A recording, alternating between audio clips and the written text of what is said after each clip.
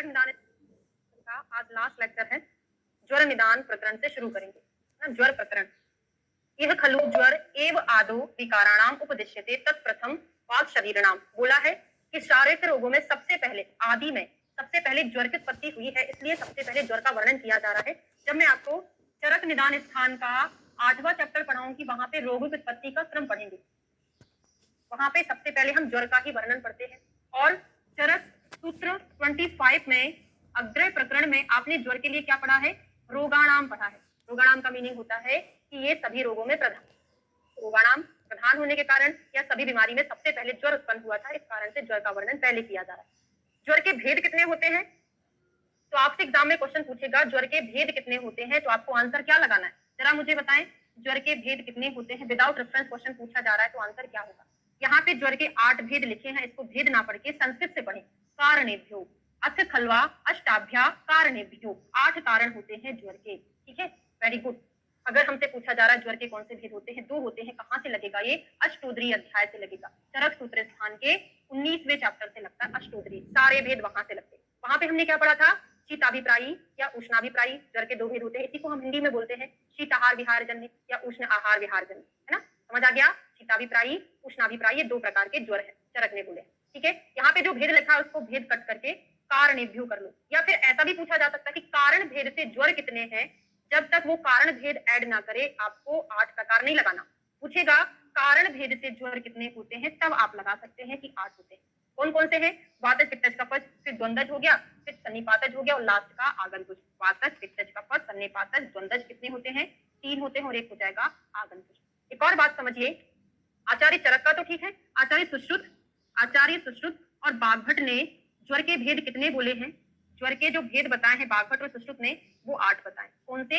यही जो ऊपर दिए हैं, ये ज्वर के भेद बागभट और सुश्रुत के। क्लियर हो गया है?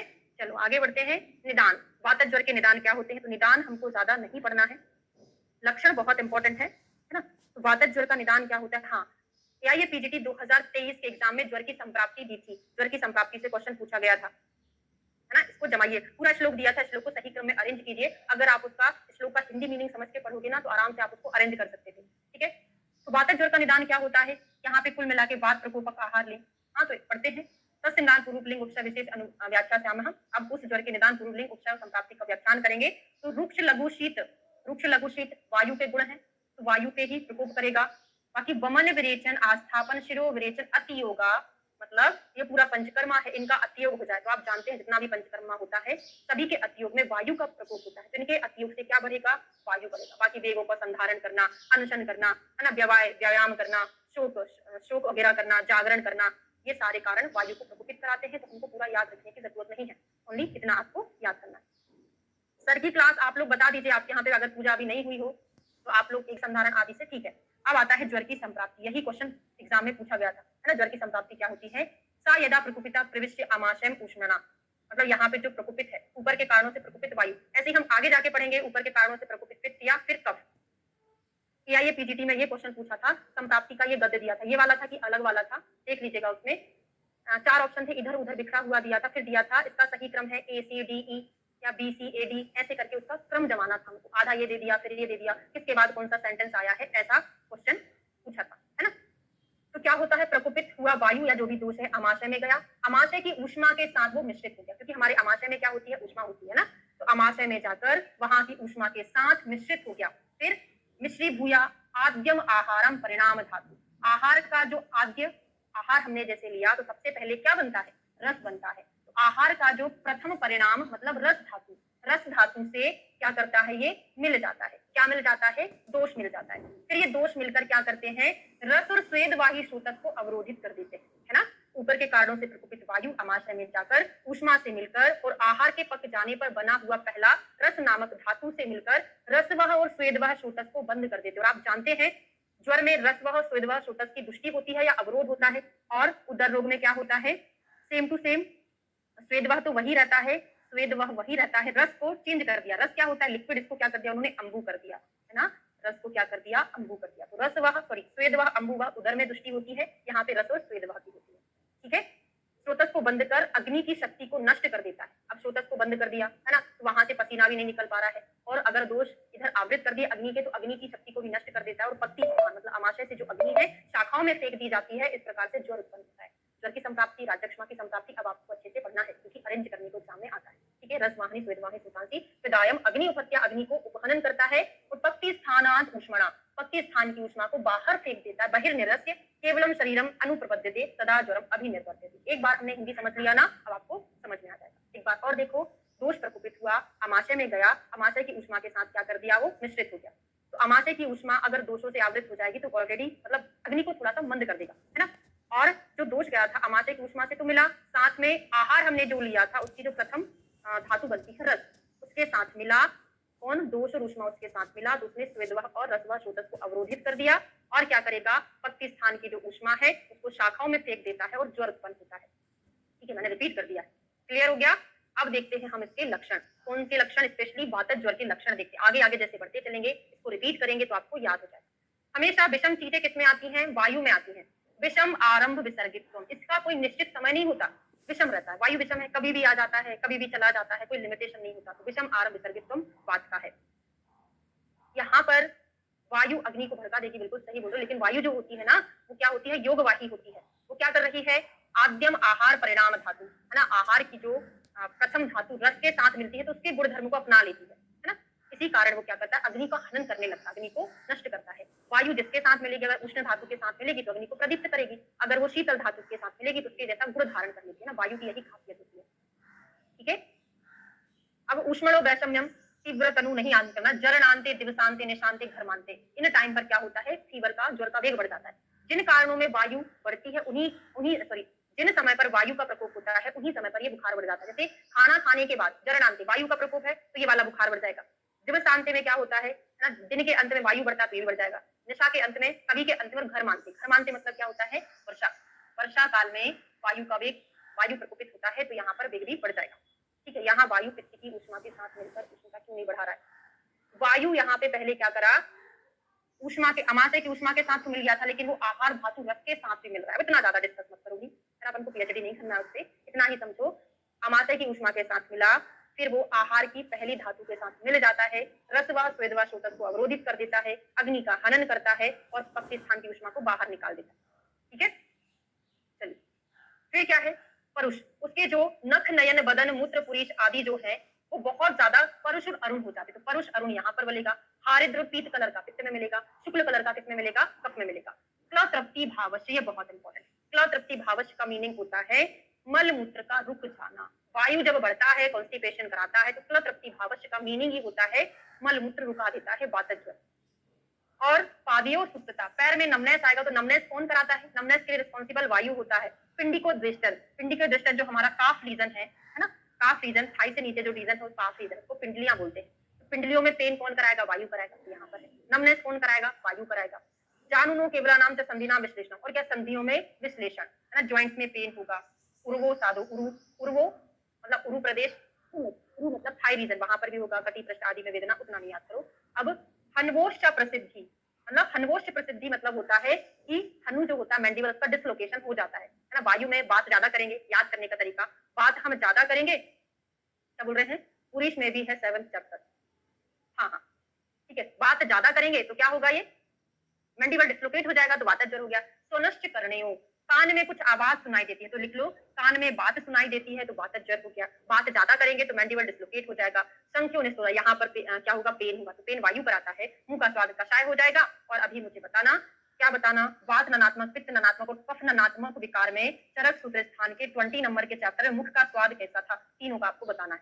ठीक है, तो यहाँ पर मुख का स्वाद कषाय हो जाएगा। आज से विरस, कसेला भी रहेगा लेकिन विरसता भी रहेगी, कुछ स्वाद जाना भी नहीं जा सकता। मुख तालु कंठ शोष, ये बहुत इंपॉर्टेंट है, पित्त से हमको कंफ्यूज करता है। मुख तालु कंठ में क्या होता है, शोष होता है। ठीक है, मैं ही बता देती हूँ, जो हमने ननात्मक पढ़ा था वहां पर कषाय था, यहाँ पे मधुर था, बस पित्त में चेंज हो जाता है। पित्तज ज्वर में यहाँ पे क्या था, तिक्तास्यता, तिक्तास्यता था, लेकिन पित्तज ज्वर में क्या होता है, अभी मैं आपको पढ़ाऊंगी, कटुकास्यता। वेरी गुड, पित्त में तिक्तास्यता, कफ में मधुर और वात में कषाय। हाँ, सभी में सेम था, अकेला पित्त वाला चेंज हो जाता है ना। पित्त में तिक्तास्यता था लेकिन पित्तज ज्वर में कटुकास्यता हमको मिलता है, यही कंफ्यूज करता है। मुझसे एफडी फाइनल ईयर के वाइवा में पूछा था, ननात्मक और ये पित्तज ज्वर में मुंह का स्वाद कैसा, मैंने गलत बता दिया था, कंफ्यूजन हो गया था। ठीक ठीक है। तो मुख तालु कंठ शोष हो गया, पिपासा हो गया जो कि हमको कंफ्यूज करता है पित्त से, तो याद कर लो, ज्यादा बातें करेंगे तो गला सूख जाएगा, प्यास लगने लगेगी, पिपासा।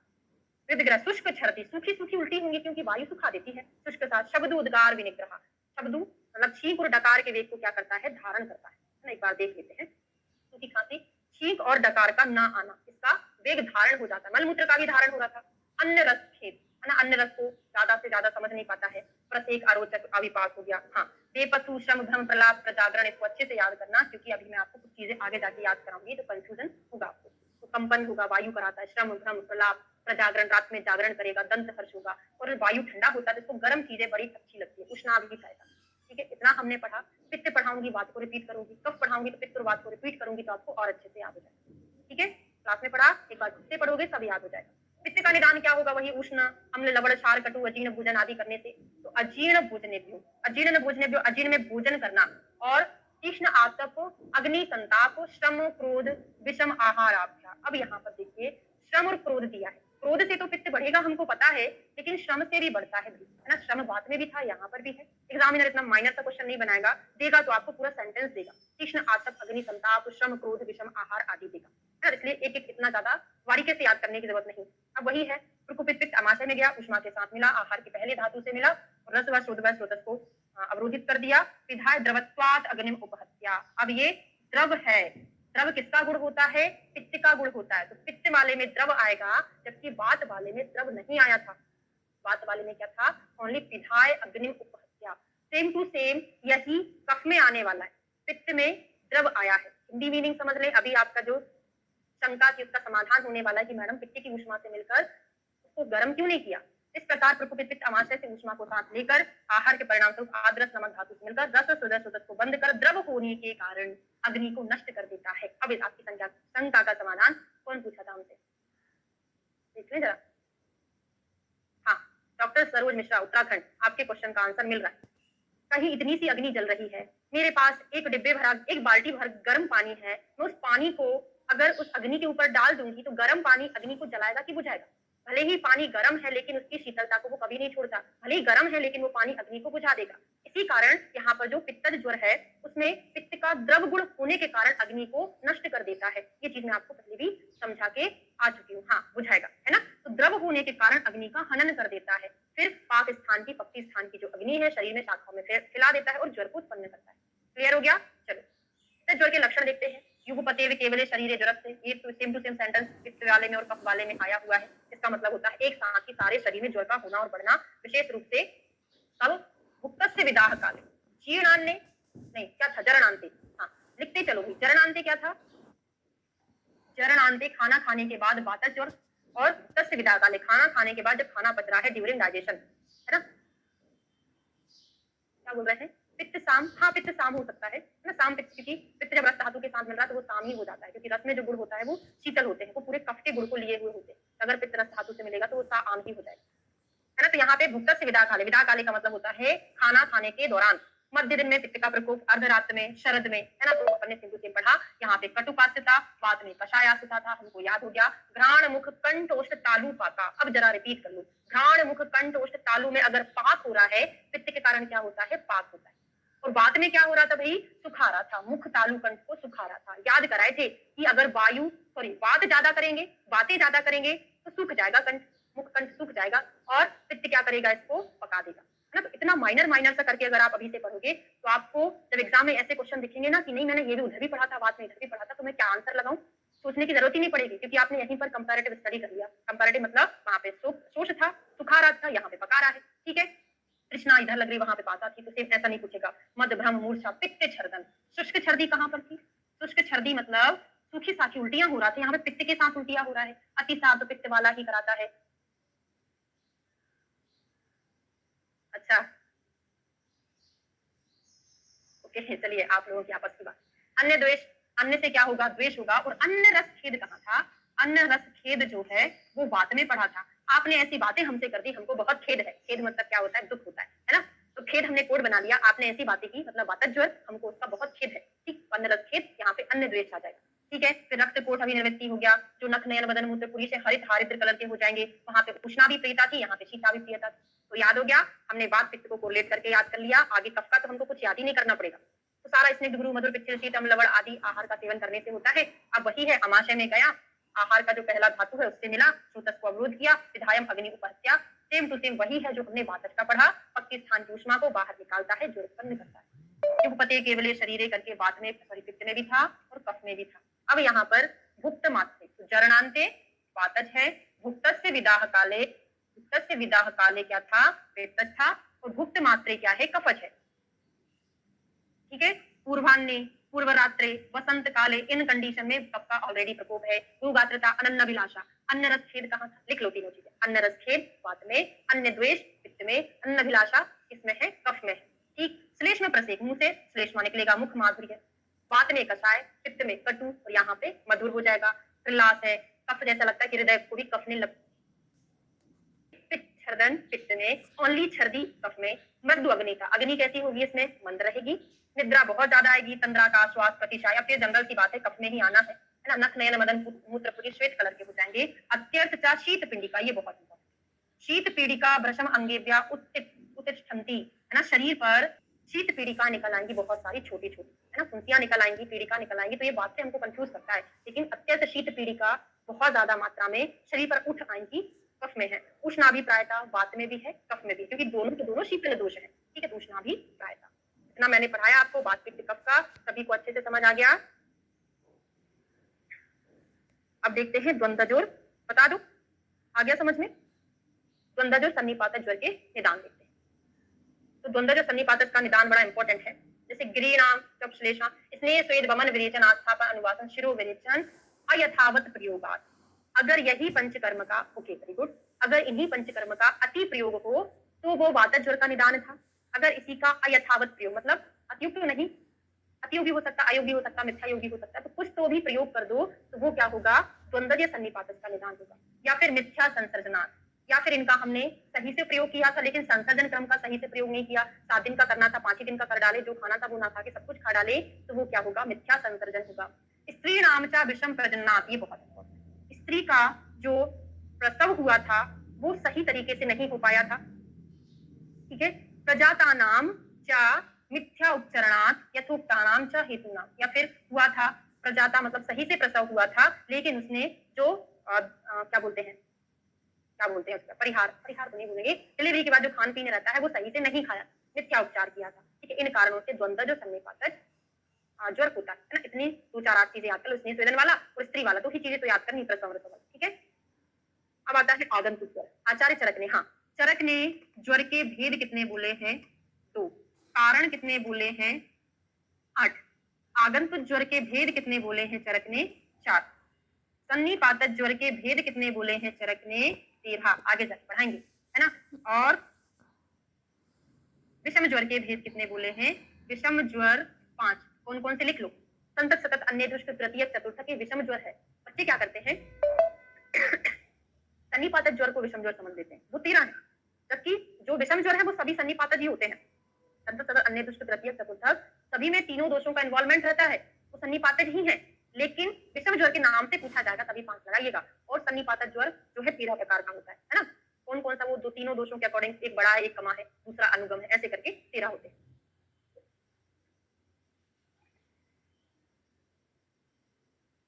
ठीक है, अब हम पहला पढ़ने जा रहे हैं आगंतुक, तो अभिघातक ज्वर। अभिघातक ज्वर में दोष क्या होता है, वायु और शोणित, मतलब वातुर रक्त, वातुर रक्त को मैं वार लिख दूं क्या, वार, अगर किसी के ऊपर घात देना है, अभिघात, किसी के ऊपर घात देना है, घाव लगाना है, तो आप क्या कर दो, उसके ऊपर वार कर दो, घाव लग जाएगा, तो वार से बी फॉर वात, रा फॉर हो जाएगा रक्तवात, रक्त।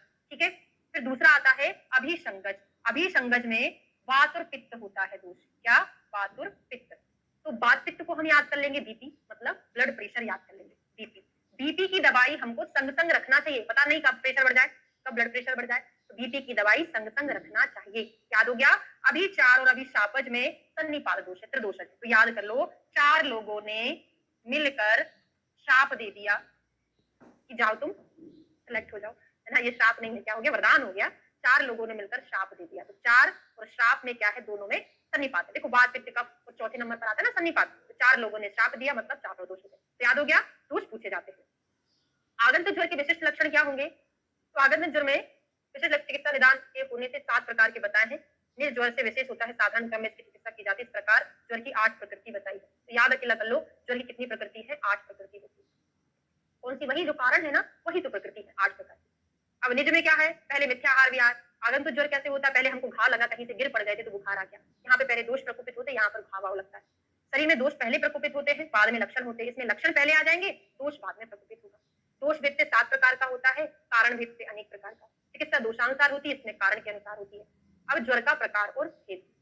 तो ज्वरस्ते कहा एवं संताप लक्षण। संताप लक्षण वाला ज्वर तो एक प्रकार का होता है। यहाँ से 3 क्वेश्चन बनते हैं। हमारा जो एमपीपीएससी 2022 का पेपर हुआ था, जिसका भी रिजल्ट आया 1 साल बाद, और इंटरव्यू पता नहीं कब होगा, उसी में ये क्वेश्चन पूछा था, ज्वर का एकल लक्षण। वहां पे उन्होंने क्वेश्चन का आंसर गलत दिया था, बाद में करेक्ट कर दिया। उसमें क्या है? ज्वर का एकल लक्षण या प्रत्यात्म लक्षण पूछा था। हाँ, प्रत्यात्म लक्षण। संतापो देह मानसा ज्वर का प्रत्यात्म लक्षण है। संतापो देह मानसा, देह मानस में संताप होना। ठीक है, आगे जाके मैं आपको एक और श्लोक पढ़ाऊंगी, वहां पे आएगा देह इंद्रिय मनस ताप कर। उन्होंने यही मान लिया था पहले कि ज्वर का प्रत्यात्म लक्षण देह के साथ साथ इंद्रिय और मन में भी ताप करना है, जो कि गलत था, है ना। ये उसका प्रत्यात्म लक्षण नहीं है। हो सकता है यहीं पर आए या फिर चिकित्सा स्थान में कहीं पड़े, है ना। अभी मुझे याद नहीं है, आएगा तो आएगा ही, है ना, पढ़ेंगे। तो ज्वरस्ते का संताप एकल लक्षण। ज्वर का एकल लक्षण होता है संताप, लिख लो। ज्वर का एकल, केवल एक टर्म दिया है संताप। और प्रत्यात्म लक्षण लिख लो। प्रत्यात्म लक्षण जो होता है संतापो देह मानसा, संतापो देह मानसा ज्वर का प्रत्यात्म लक्षण। समय प्राय विशेषात सुविधम निजागंतुष से 2 प्रकार का भी होता है, 3 प्रकार का, 4 प्रकार का, 7 प्रकार का, बहुत प्रकार का भी होता है। इतना नहीं हमको याद करना, ये लिखा हुआ है। मैंने जो भी आपको बताया था वो ये लिखा है। सन्निपात 13 है, आगंतुक 4 हो गया, विषम जो है 5 हो गया। ठीक है, जो हमने अभी पढ़ा था। अब आता है ज्वर का सामान्य पूर्व रूप। ठीक है, और ज्वर की महत्ता। आज हम 27 नहीं करेंगे, इसी को कंप्लीट कर लेते हैं। ठीक है, तो ज्वर के सामान्य पूर्व रूप क्या होते हैं? जैसे किसी को बुखार आने वाला है, उसके पहले क्या क्या चीजें होती हैं समझिएगा। बुखार आने वाला है तो आज से ऐसा लगता है मुंह का स्वाद खराब हो गया है, मुख वायरस से मुंह का स्वाद खराब हो गया है, खाना खाने की इच्छा नहीं हो रही, मतलब मुझे बुखार आने वाला है। हैवी हैवी लगता है, पूरी बॉडी ऐसा लगता है बहुत भारी हो रही है, अंग अंग टूट रहा हो जैसे, है ना। तो क्या हो गया? हाथ से वायरस से हो गया, मतलब मुख वायरस से है। पूरी बॉडी में हैवी हैवी लगता है, अनन्न अभिलाषा, खाना खाने की कोई इच्छा ही नहीं होती, क्योंकि आगे कल बुखार आने वाला है, मतलब ये हम पूर्व रूप पढ़ रहे हैं। ठीक है, अनन्न अभिलाषा। चक्षुषो आकुलत्वम, आंखों में क्या होता है? व्याकुलता रहती है, थोड़ी सी जलन भी करती है। इसका मीनिंग होता है नेत्र का व्याकुल रहना। नेत्र थोड़े से अजीब से रहते हैं, स्थिर नहीं रहते, व्याकुल रहते हैं। फिर आश्वाबगमनम, और क्या होता है? आंसू का निकलना। कल बुखार आने वाला है तो आज से रो लो कि मुझे कल बुखार आ जाएगा, तो क्या है? आकुलता रहती है, आंसू आते, नींद बहुत आती है। अरति ब्रह्मा विनाम बेपथु, ये नहीं याद करना। अब देखो, बेपथु, श्रम, भ्रम, प्रलाप, प्रजागरण, रोम हर्षा, दंत हर्षा, कुछ याद आया कि नहीं? मैंने आपको कहाँ पढ़ाया था? वातज ज्वर के लक्षण में भी सेम सेंटेंस था, मैच करके देख लो जरा। वहां पर भी था श्रम, भ्रम, प्रलाप, प्रजागरण, रोम हर्षा, दंत हर्षा। ये सामान्य पूर्व रूप भी है और वातज ज्वर का लक्षण भी है। ठीक है, दोनों चीजें वहां पर है। शब्द, शीत, बात, आतप, असहत्वम, असहत्वम, असहत्वम, उसको क्या लगता है? हाँ, बताते जाया करो। शब्द, शीत, वात, धूप, इनको सहन ना करना, है ना। भोजन की इच्छा ना लगना, अन्न का ना पचना, दुर्बलता, अंगमर्द, मानसिक दुर्बलता आदि, ये सब चीजें उसको महसूस होती है। तो शब्द, शीत, बात, आतप को सहन नहीं कर पाता, है ना।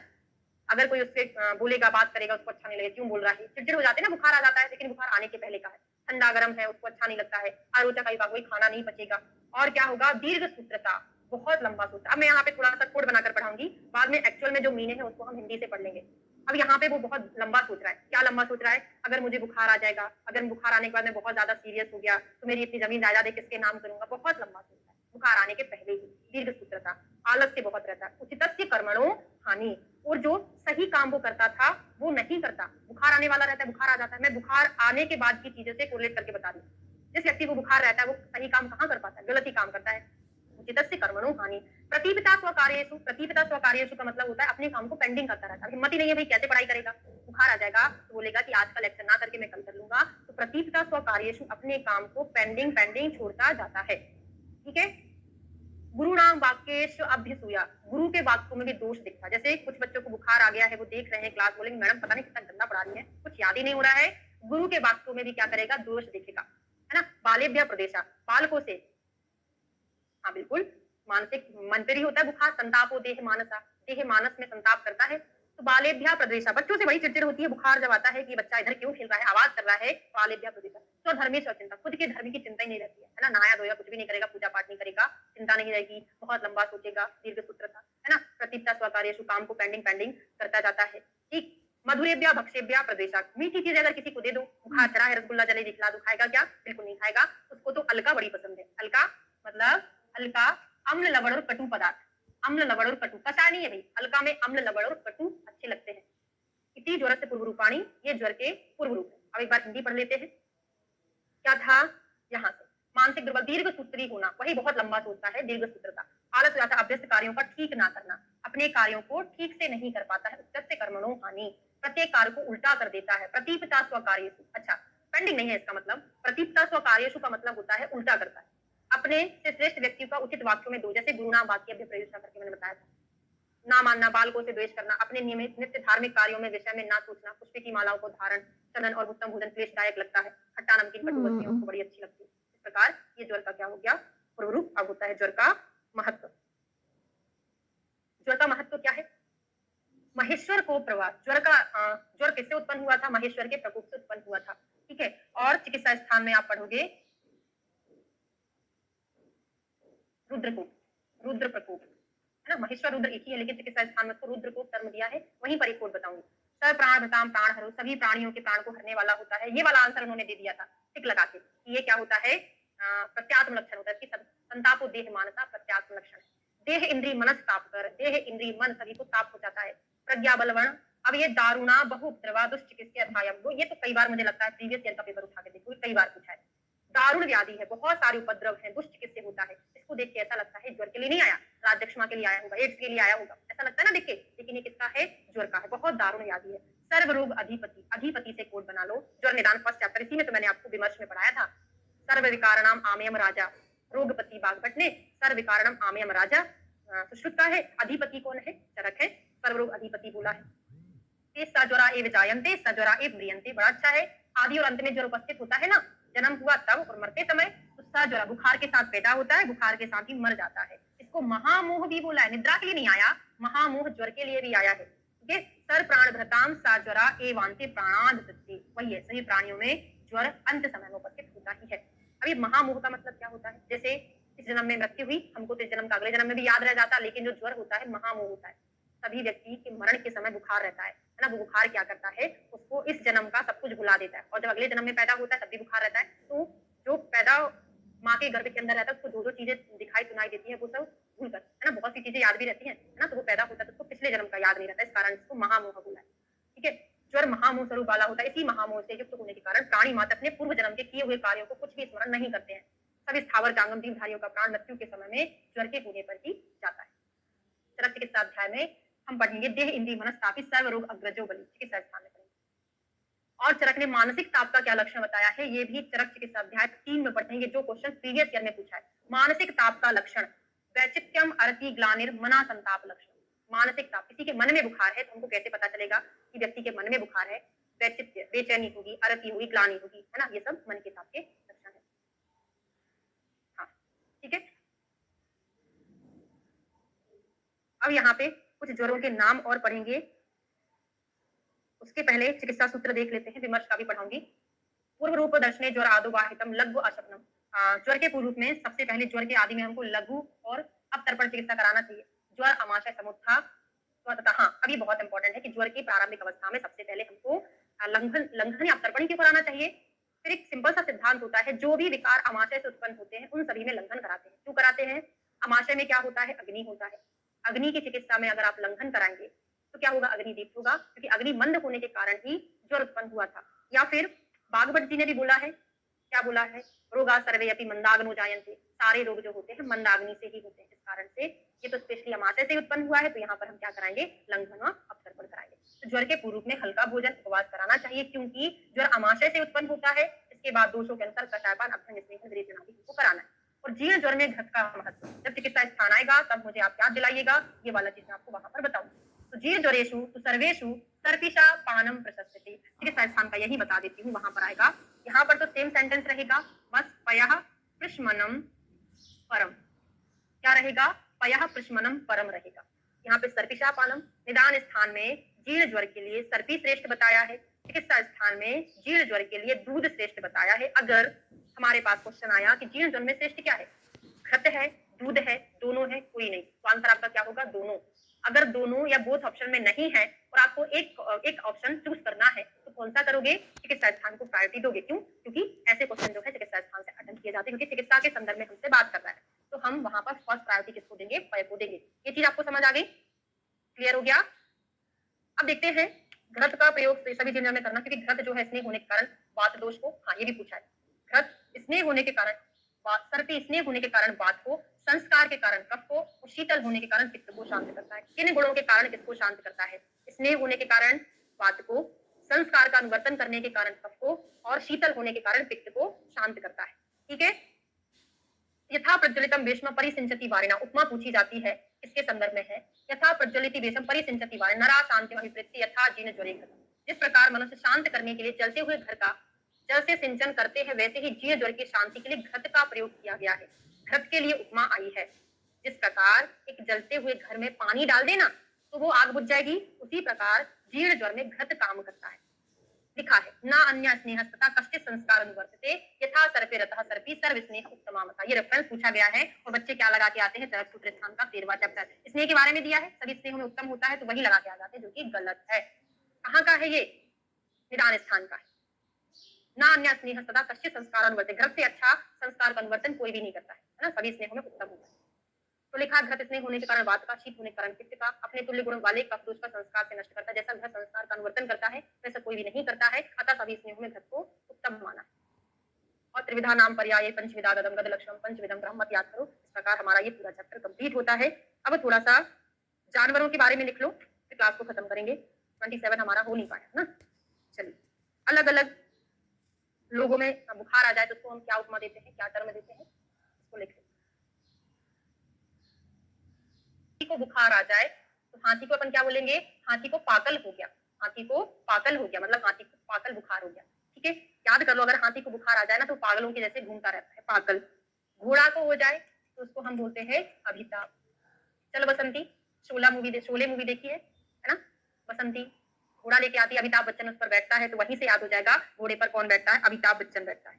अगर गौओं को हो जाए तो उसको हम बोलते हैं ईश्वर हो गया, तो याद कर लो, गाय में 84 करोड़ देवताओं का निवास होता है। मानव को हो जाए तो बोलते हैं भाई बुखार हो गया, ज्वर हो गया है। भेड़ बकरी को अगर हो जाए तो भेड़ बकरी बेचारी क्या करती है, मैमे करती रहती है। मैमे करना मतलब क्या होता है, प्रलाप। मैमे करना प्रलाप होता है। ऊंट को हो जाए तो रेगिस्तान में नहीं चल पाएगा, तो बोलते हैं कि वो आलसी हो गया, हमारा सामान ही नहीं ले जा रहा है। ऊंट कैसा हो गया, आलसी हो गया, सामान ढोके नहीं ले जा रहा। भैंस में हो जाए तो भैंस कैसी होती है, काली होती, कितनी भी हल्दी लगा दो गोरी तो नहीं हो पाएगी, तो भैंस में हरिद्र बोलते हैं, हल्दी लगाने पर काली। मृग में हो जाए तो उसको हम मृग रोग के नाम से जानते, तो याद ही नहीं करना पड़ा, मृग रोग हो गया। पक्षी में हो जाए तो पक्षी जो है छोटे छोटे होते बेचारे, जमीन पर गिर जाएंगे तो क्या लग जाएगा, उनको घाव लग जाएगा, है ना, तो घाव लगने से अभिघात याद हो जाएगा। और मछली को हो जाए तो मछली को बोलेंगे इंद्रमद हो गया। क्या, इंद्रमद। इंद्रमद किसको होता है, दुर्वांता जलों का, जिसने सही से वमन नहीं किया है, ऐसी जलों का को इंद्रमद रोग होता है, ऐसा सुश्रुत बोले हैं। क्लियर है, इतना लिख लिए हो सभी लोग।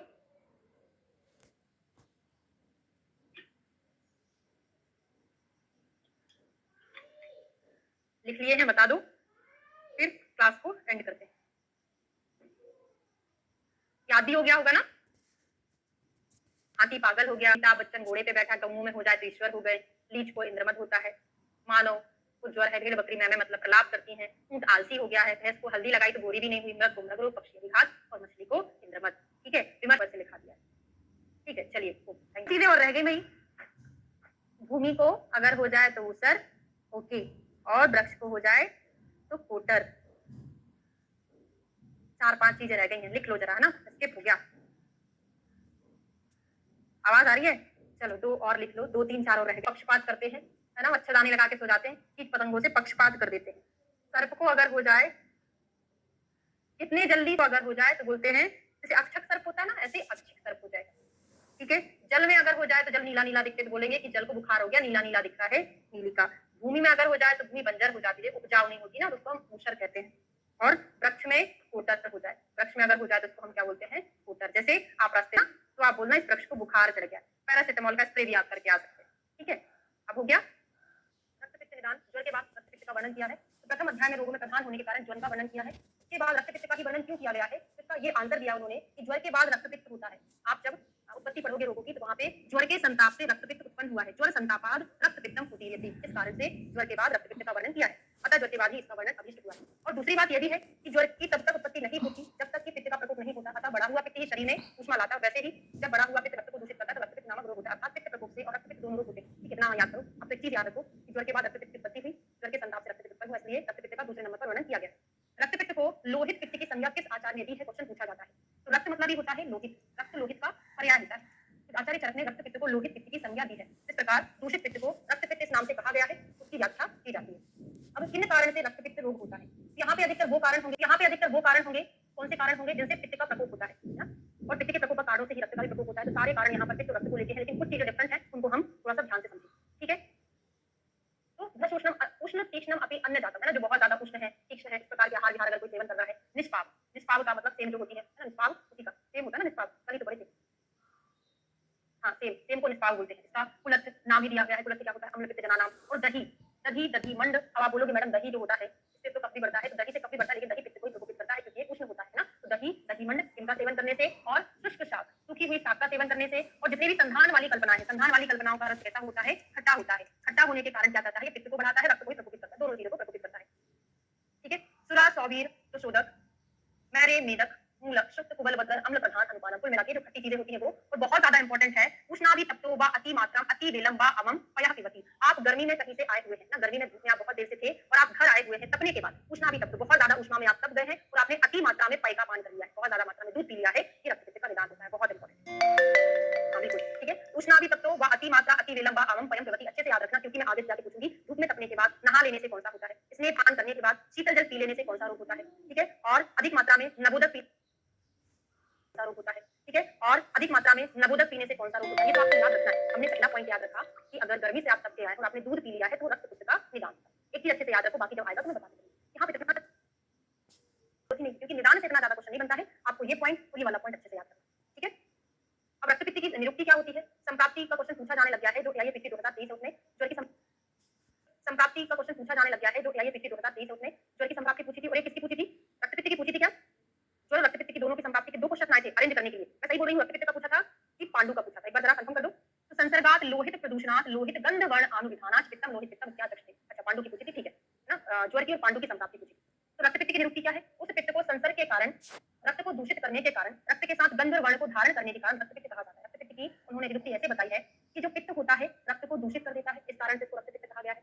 और जो पित्त होता है वो रक्त के गंध और वर्ण को धारण कर लेता है, मतलब पित्त रक्त के जैसा ही गंध वाला, उसके जैसा ही वर्ण वाला हो जाता है, इस कारण से इसको रक्तपित्त कहा गया है।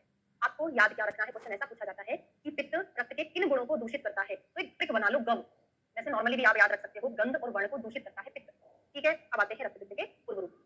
याद रखिएगा, जब मैं आपको गुण पढ़ाऊंगी कुछ चीजें यहाँ से रिलेट करके बताऊंगी। उक्तस्य विदाह, अन्नभिलाषा, खाना खाने की इच्छा ना होना, ज्वर का भी पूर्व रूप है, रक्तपित्त का भी पूर्व रूप है, आगे जाके और भी आएगा, लेकिन इतना माइनर सा पूर्व रूप आपको याद नहीं रखना क्योंकि एग्जाम में जो है स्पेशल पूर्व रूप पूछा जाता है। ठीक है, उक्तस्य विदाह अभी लिख लो जरा, मैं लिखा ही देती हूँ। विदाहो भुक्तस्य गुल्म का पूर्व रूप होगा, यहाँ पे भुक्तस्य विदाह, वहां पे आप पढ़ोगे विदाहो भुक्तस्य, ये किसका पूर्व रूप है, गुल्म का पूर्व रूप है। आप बोलोगे मैडम इतना माइनर माइनर सा क्यों याद करा रहे हो, आगे पीछे वाला भुक्तस्य विदाह या विदाहो भुक्तस्य मतलब तो वही है, हमको भी पता है मतलब वही है, लेकिन एग्जाम में जैसा कुछ नहीं कह सकते। जैसे सीसीआरएस में यूपीएससी 2020 का पेपर हुआ था, मैंने खुद क्वेश्चन गलत किया था उसमें क्वेश्चन क्या पूछा था, प्रमेय का पूर्व रूप और पुष्ट का पूर्व रूप से रिलेटेड था, दाह सुप्तांगता और एक का था सुप्तता दाह, बिल्कुल सेम था, सुप्तता दाह भी वही है, दाह सुप्तांगता भी वही है, नाम दे दिया था, पुष्ट का पूर्व रूप है कि प्रमेय का पूर्व रूप है, तो आगे पीछे में भी क्वेश्चन गलत हो जाता है ना, तो अब आपको याद करना है विदाहो भुक्तस्य गुल्म का है, भुक्तस्य विदाह किसका है, रक्तपित्त का है। कोड बनाकर याद करा देती हूँ, जिसमें दाह पहले होना चाहिए था क्योंकि रक्त भी गर्म होता है, पित्त भी गर्म होता है, लेकिन इसमें दाह कहाँ पर है, बाद में। भुक्तस्य विदाह रक्तपित्त का है, और रक्तपित्त के जस्ट बाद आने वाला है गुल्म, उसका उल्टा हो जाएगा। फिर सुक्ताम रस उद्गार है ना, डकारें जो आएंगी खट्टी खट्टी डकारें आएंगी, गंध भी उसमें लगेगी, तो सुक्त अम्ल गंध निकलेगा और ऐसी उसकी उद्गार आएगी। जरा अम्ल पित्त का पूर्व रूप मुझे बता दो, अम्ल पित्त का पूर्व रूप क्या होता है, तिक्तम्लुद्गार है ना, अम्ल पित्त में आप लिख लेना एक बार, देखिए टर्म सही है कि नहीं है, तिक्तम्लुद्गार अम्ल पित्त के पूर्व रूप में आता है। छर्दे अभीक्षणम आगमनम, छर्दी तस्य धीभत्सा, दोनों चीजें पढ़ के रखो, आगे जाके गुल्म पढ़ेंगे, उसके आगे जाके राज्यक्षमा पढ़ेंगे, दोनों में बहुत ज्यादा मैच करने वाला है। तो रक्तपित्त जो होता है छर्दे भीक्षण आगमन, एकदम से किसी को बहुत ज्यादा खतरनाक उल्टी होते हुए आपने देखा कि खून की उल्टियां हो रही हैं, उनको क्या लगता है कि अच्छा नहीं दिखता, छर्दी तस्य धीभत्सा, बहुत खतरनाक उल्टी होती है तो हम उसको देख नहीं पाते। वैसे भी जनरली किसी को अगर खून की उल्टी हुई तो हम कैसे देख पाएंगे, तो धीभत्सा दिखाई देता है, छर्दी तस्य धीभत्सा और छर्दे भीक्षण आगमन, बहुत खतरनाक, बहुत रश, बहुत तेज उल्टियां यहाँ पर होती है। हिंदी मीनिंग समझ लो क्या लिखा है, वमन का वेग बार बार आना वही है। छर्दे भीषण आगमनम, बार बार वमन का वेग आता है, वमन का घटित होना। कोई इंसान उसके ऐसा नहीं बोलेगा कि अच्छी उल्टियां करना, यही बोलेगा इतनी खतरनाक खराब उल्टी करना। स्वर भेदो बहुत इंपॉर्टेंट।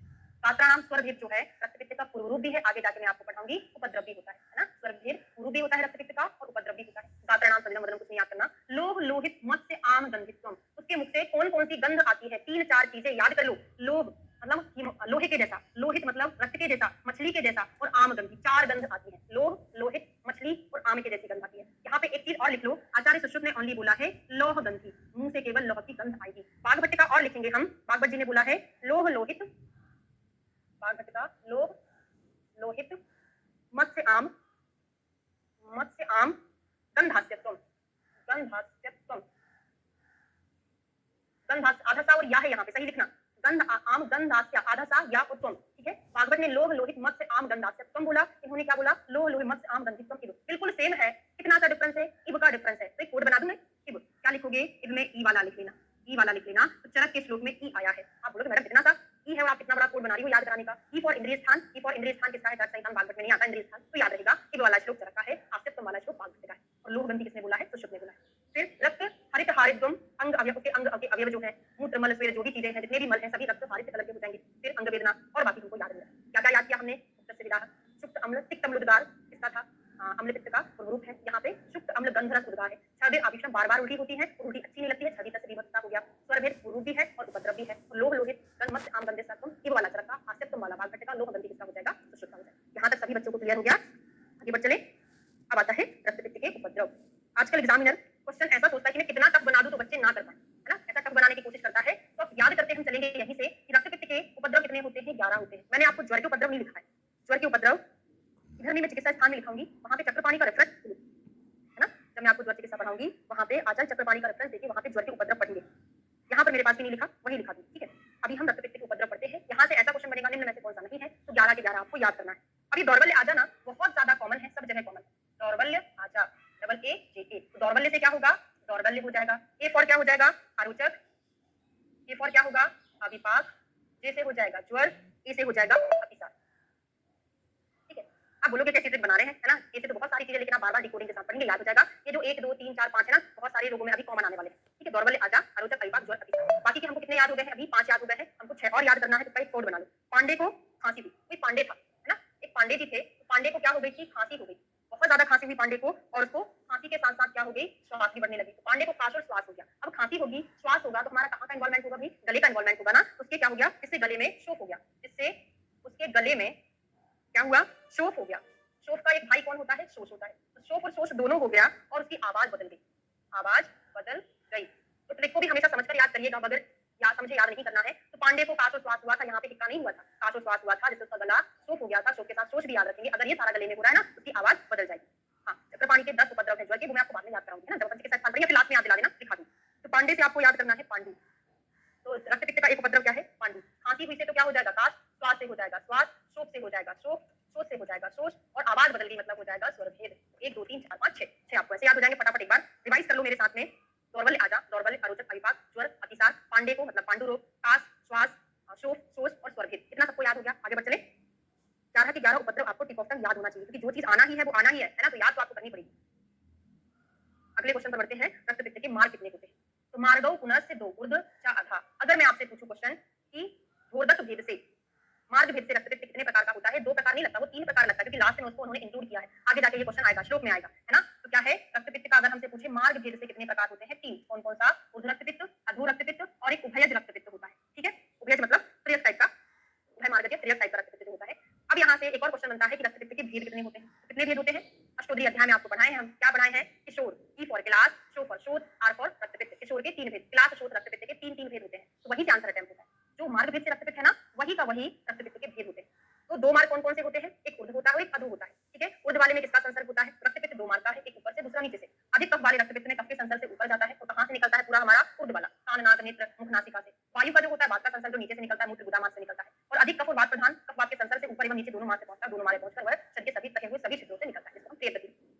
अब मैं आपको इसका एक चार्ट बनवाऊंगी चिकित्सा स्थान में। अभी आप कितना लिखना है कि जो ऊर्ध्व रक्तपित्त होता है और अधो, ऐसा लिख लो, अभी इतना लिख लो। ऊर्ध्व रक्तपित्त में पित्त तो दोनों में रहेगा, पित्त के साथ कफ का संसर्ग रहता है, यहाँ पे पित्त के साथ वात का रहता है। और उभय वाले में पित्त के साथ वात और कफ दोनों का संसर्ग रहता है। ये संसर्ग है, त्रिदोषक नहीं बताना कभी भी कि उभय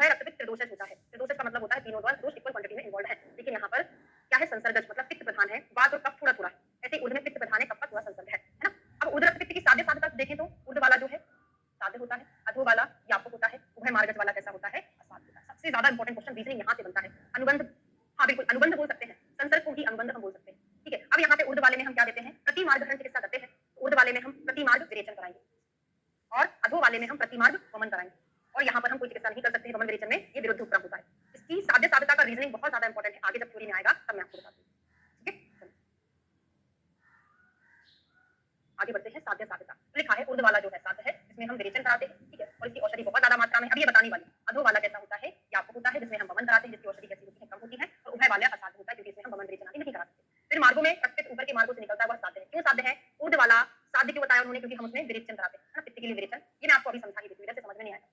4-5 रीजनिंग क्वेश्चन बनेगा, क्यों ऊर्ध रक्त पित्त साध्य है, क्यों असाध्य है, क्यों व्यापक होता है, अच्छे से समझिएगा और लिखते चलिएगा साथ। अभी जो मैंने आपको बोला, ऊर्ध रक्त पित्त और अधो रक्त पित्त। ऊर्ध वाला जो है साध्य है, अधो वाला कैसा है, व्यापक है। ऊर्ध वाले में पित्त के साथ कफ का इन्वॉल्वमेंट होता है, यहाँ पे पित्त के साथ वात का इन्वॉल्वमेंट होता है। ऊर्ध में प्रतिमार्ग हम विरेचन कराते हैं और इसमें प्रतिमार्ग हम वमन कराते हैं। ठीक है, अब हम देखते हैं साध्य साध्यता के रीजन। तो पहला रीजन क्या है, ऊर्ध रक्त पित्त इसलिए साध्य है क्योंकि इसकी औषधि ज्यादा मात्रा में अवेलेबल है। औषधि अधिक, ऐसे लिखते हैं, औषधि बहुत मात्रा में अवेलेबल है। इसका रीजन क्या है, अल्प औषधि। इसका मतलब होता क्या है वो समझाने वाली हूँ। इसका रीजन ये होता है कि हम पित्त की और कफ की चिकित्सा करना है हमको, यहाँ पे पित्त की भी कफ की, मतलब हमको ऐसी औषधियां चूज करना पड़ेगा जो पित्त की भी चिकित्सा करे और साथ में कफ की भी चिकित्सा करे। ठीक है, ऐसी औषधियां चूज करना पड़ेगा। अब जरा बता दो मुझे, पित्त शामक रस कौन कौन से हैं, कषाय तिक्त मधुराहा। कषाय तिक्त मधुर पित्त को शमन करते हैं। और कफ को शमन करने वाले कौन से हैं, कटु तिक्त और कषाय जो है कफ को शमन करने वाले होते हैं। समझना अच्छे से। तो यहाँ पर दोनों को शमन करने वाले कौन से रस कॉमन हो गए, कषाय तिक्त, और यहाँ पर भी कषाय तिक्त। मैं रस को एग्जांपल लेके आपको समझा रही हूँ। रीजनिंग क्वेश्चन कभी भी कोड से याद होता ही नहीं है, इसलिए थोड़ा सा आपको दिमाग को दौड़ाओ। जैसे दौड़ाना शुरू कर दोगे ना, फिर हम जब चिकित्सा स्थान पढ़ेंगे, ज्वर चिकित्सा में कम से कम 30 से 40 रीजनिंग क्वेश्चन आते हैं, है ना। अगर आप अभी से दिमाग काम करना शुरू कर देगा ना, तो बहुत अच्छे से आप रीजनिंग क्वेश्चन, आपको फिर अच्छा लगने लगेगा, एग्जाम वाला सारा रीजनिंग ही देगा तो कितना अच्छा रहता है। तो तिक्त कषाय तिक्त को भी शमन कर रहा है, इसको शमन कर रहा है, मतलब हमारे पास औषधियां ज्यादा हैं जो दोनों दोषों को शमन कर सकती हैं। ठीक है, मैंने ओनली रस को एग्जांपल लेके देखा, बाकी गुणों के आधार पर बहुत सारी चीजें मैच करती हैं। अब पित्त शामक रस कौन से, कषाय तिक्त मधुर, और वात शामक कौन से हैं, मधुर अम्ल और लवण। अब इनमें से केवल एक रस है जो दोनों को शमन कर रहा है, मधुर और मधुर दोनों को शमन कर रहा है। मतलब यहाँ पर ऐसे रस, ऐसी औषधियां हमको कम मिलेंगी, इसलिए बोला कि अल्प औषधि जो कि दोनों की चिकित्सा करे। तो अल्प औषधि होने के कारण यहाँ पे जो है अधो वाला व्यापक होता है। इतना आपको समझ आ गया, एक एक कदम बढ़ेंगे, है ना, ज्यादा छलांग नहीं लगाना, हमको समझ में आएगा अभी आगे बढ़ी। इसलिए मैं पूरा आपको लिखकर बता रही हूँ, कोई भी ऐसी चीज मैं उंगलियों पे काउंट करके याद नहीं कराऊंगी, है ना, समझ आ गया एक बार। ठीक है, पित्त को शमन करने वाले कषाय तिक्त मधुर, कफ को शमन करने वाले कटु तिक्त कषाय रस होते हैं। तो यहाँ पर पित्त को शमन करने वाले और कफ को शमन करने वाले कितने रस कॉमन हो गए, तिक्त कषाय पित्त को भी शमन करेगा, कफ को भी, कषाय तिक्त पित्त को भी करेगा, कफ को भी करेगा, मतलब हमारे पास औषधियां ज्यादा होंगी। अब यहाँ पर पित्त को शमन करने वाले 3, वात को शमन करने वाले 3, लेकिन ऐसे कौन से रस है जो दोनों पित्त वात दोनों को कर दे, तो एक ही एक रस तो हमारे पास है ना, तो यहाँ पर औषधियां हमको कम मिलेंगी, यहाँ पर औषधियां हमको ज्यादा मिलेंगी। पहला रीजन खत्म, दूसरा रीजन शुरू करते हैं। दूसरा रीजन ये है कि हम ऊर्ध्व रक्त पित्त में विरेचन कराते हैं। जो विरेचन होता है इसके लिए बेस्ट होता है भाई, विरेचन पित्त विकारों को निकालने के लिए क्या होता है, श्रेष्ठ होता है। तो बेस्ट चिकित्सा हुआ ना, विरेचन पित्त को निकालने के लिए बेस्ट होता है। और कफ को निकालने के लिए उतना बेस्ट तो नहीं होता, लेकिन मध्यम तो होता है। कफ को निकालने में मध्यम है, मतलब हम जो ट्रीटमेंट कर रहे हैं ना पंचकर्मा का विरेचन, वो ऊर्ध्व वाले के लिए ठीक है। पित्त को तो निकाल ही रहा है, एकदम रामबाण औषधि है, कफ को भी निकालने का काम करता है। ठीक है, अब आते हैं वमन। हम यहाँ पर वमन दे रहे हैं। जो वमन होता है ना तो पित्त को निकालने में श्रेष्ठ है, ना ही वात को निकालने में श्रेष्ठ है। बस पित्त को थोड़ा बहुत निकालता है, लेकिन वात के लिए तो बिल्कुल अच्छा नहीं है। इसको आप ऐसा बोल सकते हो, पित्त को निकालने के लिए थोड़ा बहुत ठीक है, क्योंकि जो वमन होता है वो प्रमाद कफा पित्त निलाश, मतलब कफ को निकालता है लेकिन पित्त को भी निकालता है, उतना ज्यादा अच्छा नहीं होता। वायु के लिए तो बिल्कुल भी अच्छा नहीं होता। इसलिए वमन ना तो पित्त के लिए ही अच्छा है, ना ही कफ के लिए, वात के लिए अच्छा। इस कारण से आपको होता है ऊर्ध्व रक्त पित्त में प्रतिमार्ग हरण चिकित्सा विरेचन और पित्त की चिकित्सा विरेचन कॉमन है। हाँ बिल्कुल, है ना, ये भी प्रतिमार्ग, हाँ वो है ना, प्रतिमार्ग हरण चिकित्सा भी बेस्ट है और पित्त के लिए बेस्ट है ये भी है, लेकिन ऐसा कहीं बुक में लिखा नहीं है ना, जो एक्चुअल में बुक में लिखा वो रीजन आपको समझा रही हूँ। और प्रतिमार्ग हरण इसलिए किया जाता है क्योंकि अगर हमारी गति एक ओर है, अगर ऊपर की ओर उल्टियां हो रही, मतलब वायु की गति हमारी ऊर्ध्व है, अगर हम वायु की गति अधो कर दें विरेचन से, तो ऑलरेडी हमारा जो उल्टियां हो रही थी वो बंद हो जाती है ना, ये सिद्धांत होता है उसमें, दोषों की मार्ग को, या फिर हमारा जो एलिमेंट्री कैनाल का जो पेरिसाल्टिक मूवमेंट होता है उसको अपोजिट कर देंगे हम, तो विरेचन होने लगेगा। अगर विरेचन ज्यादा हो रहा है तो अपोजिट कर देंगे, तो वमन होने लगेगा, तो विरेचन रुक जाएगा। मतलब होने नहीं लगेगा कि वमन की ओर उसकी प्रोसेस बढ़ जाएगी तो विरेचन रुक जाएगा, ऐसा रहता है। ठीक है, तो दो चीजें आपको समझ आ गई। अब यही पे हमको समझना है, विमर्श में ये लिखा हुआ है।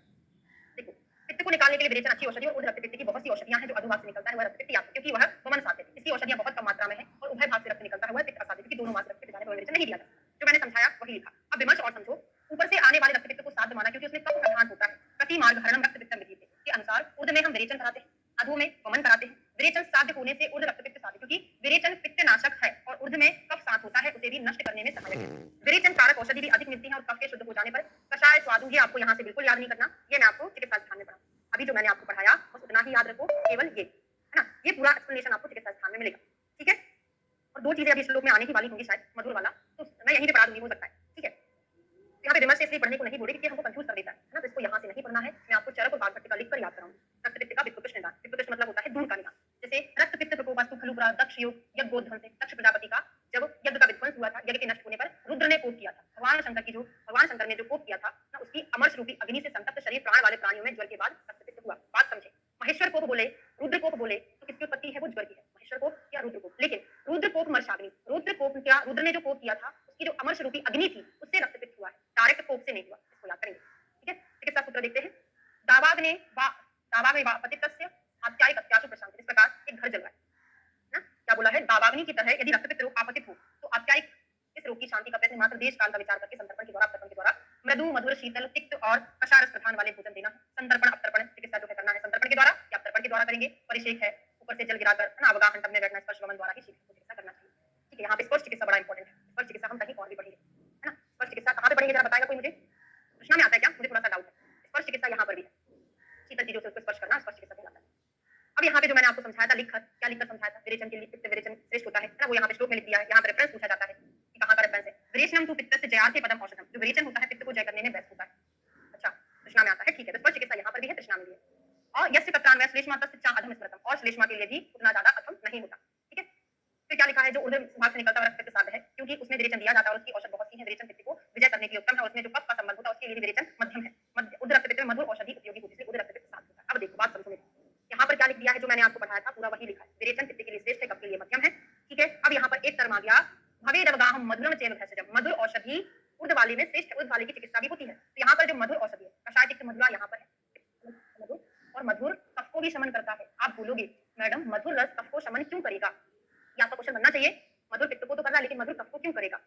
तो जो चीजें मैं सोच रही थी बाद में पढ़ाऊंगी, लेकिन अभी पढ़ाना पड़ेगा। चलो लिख लेते हैं चरक का और वाग्भट का। ठीक है,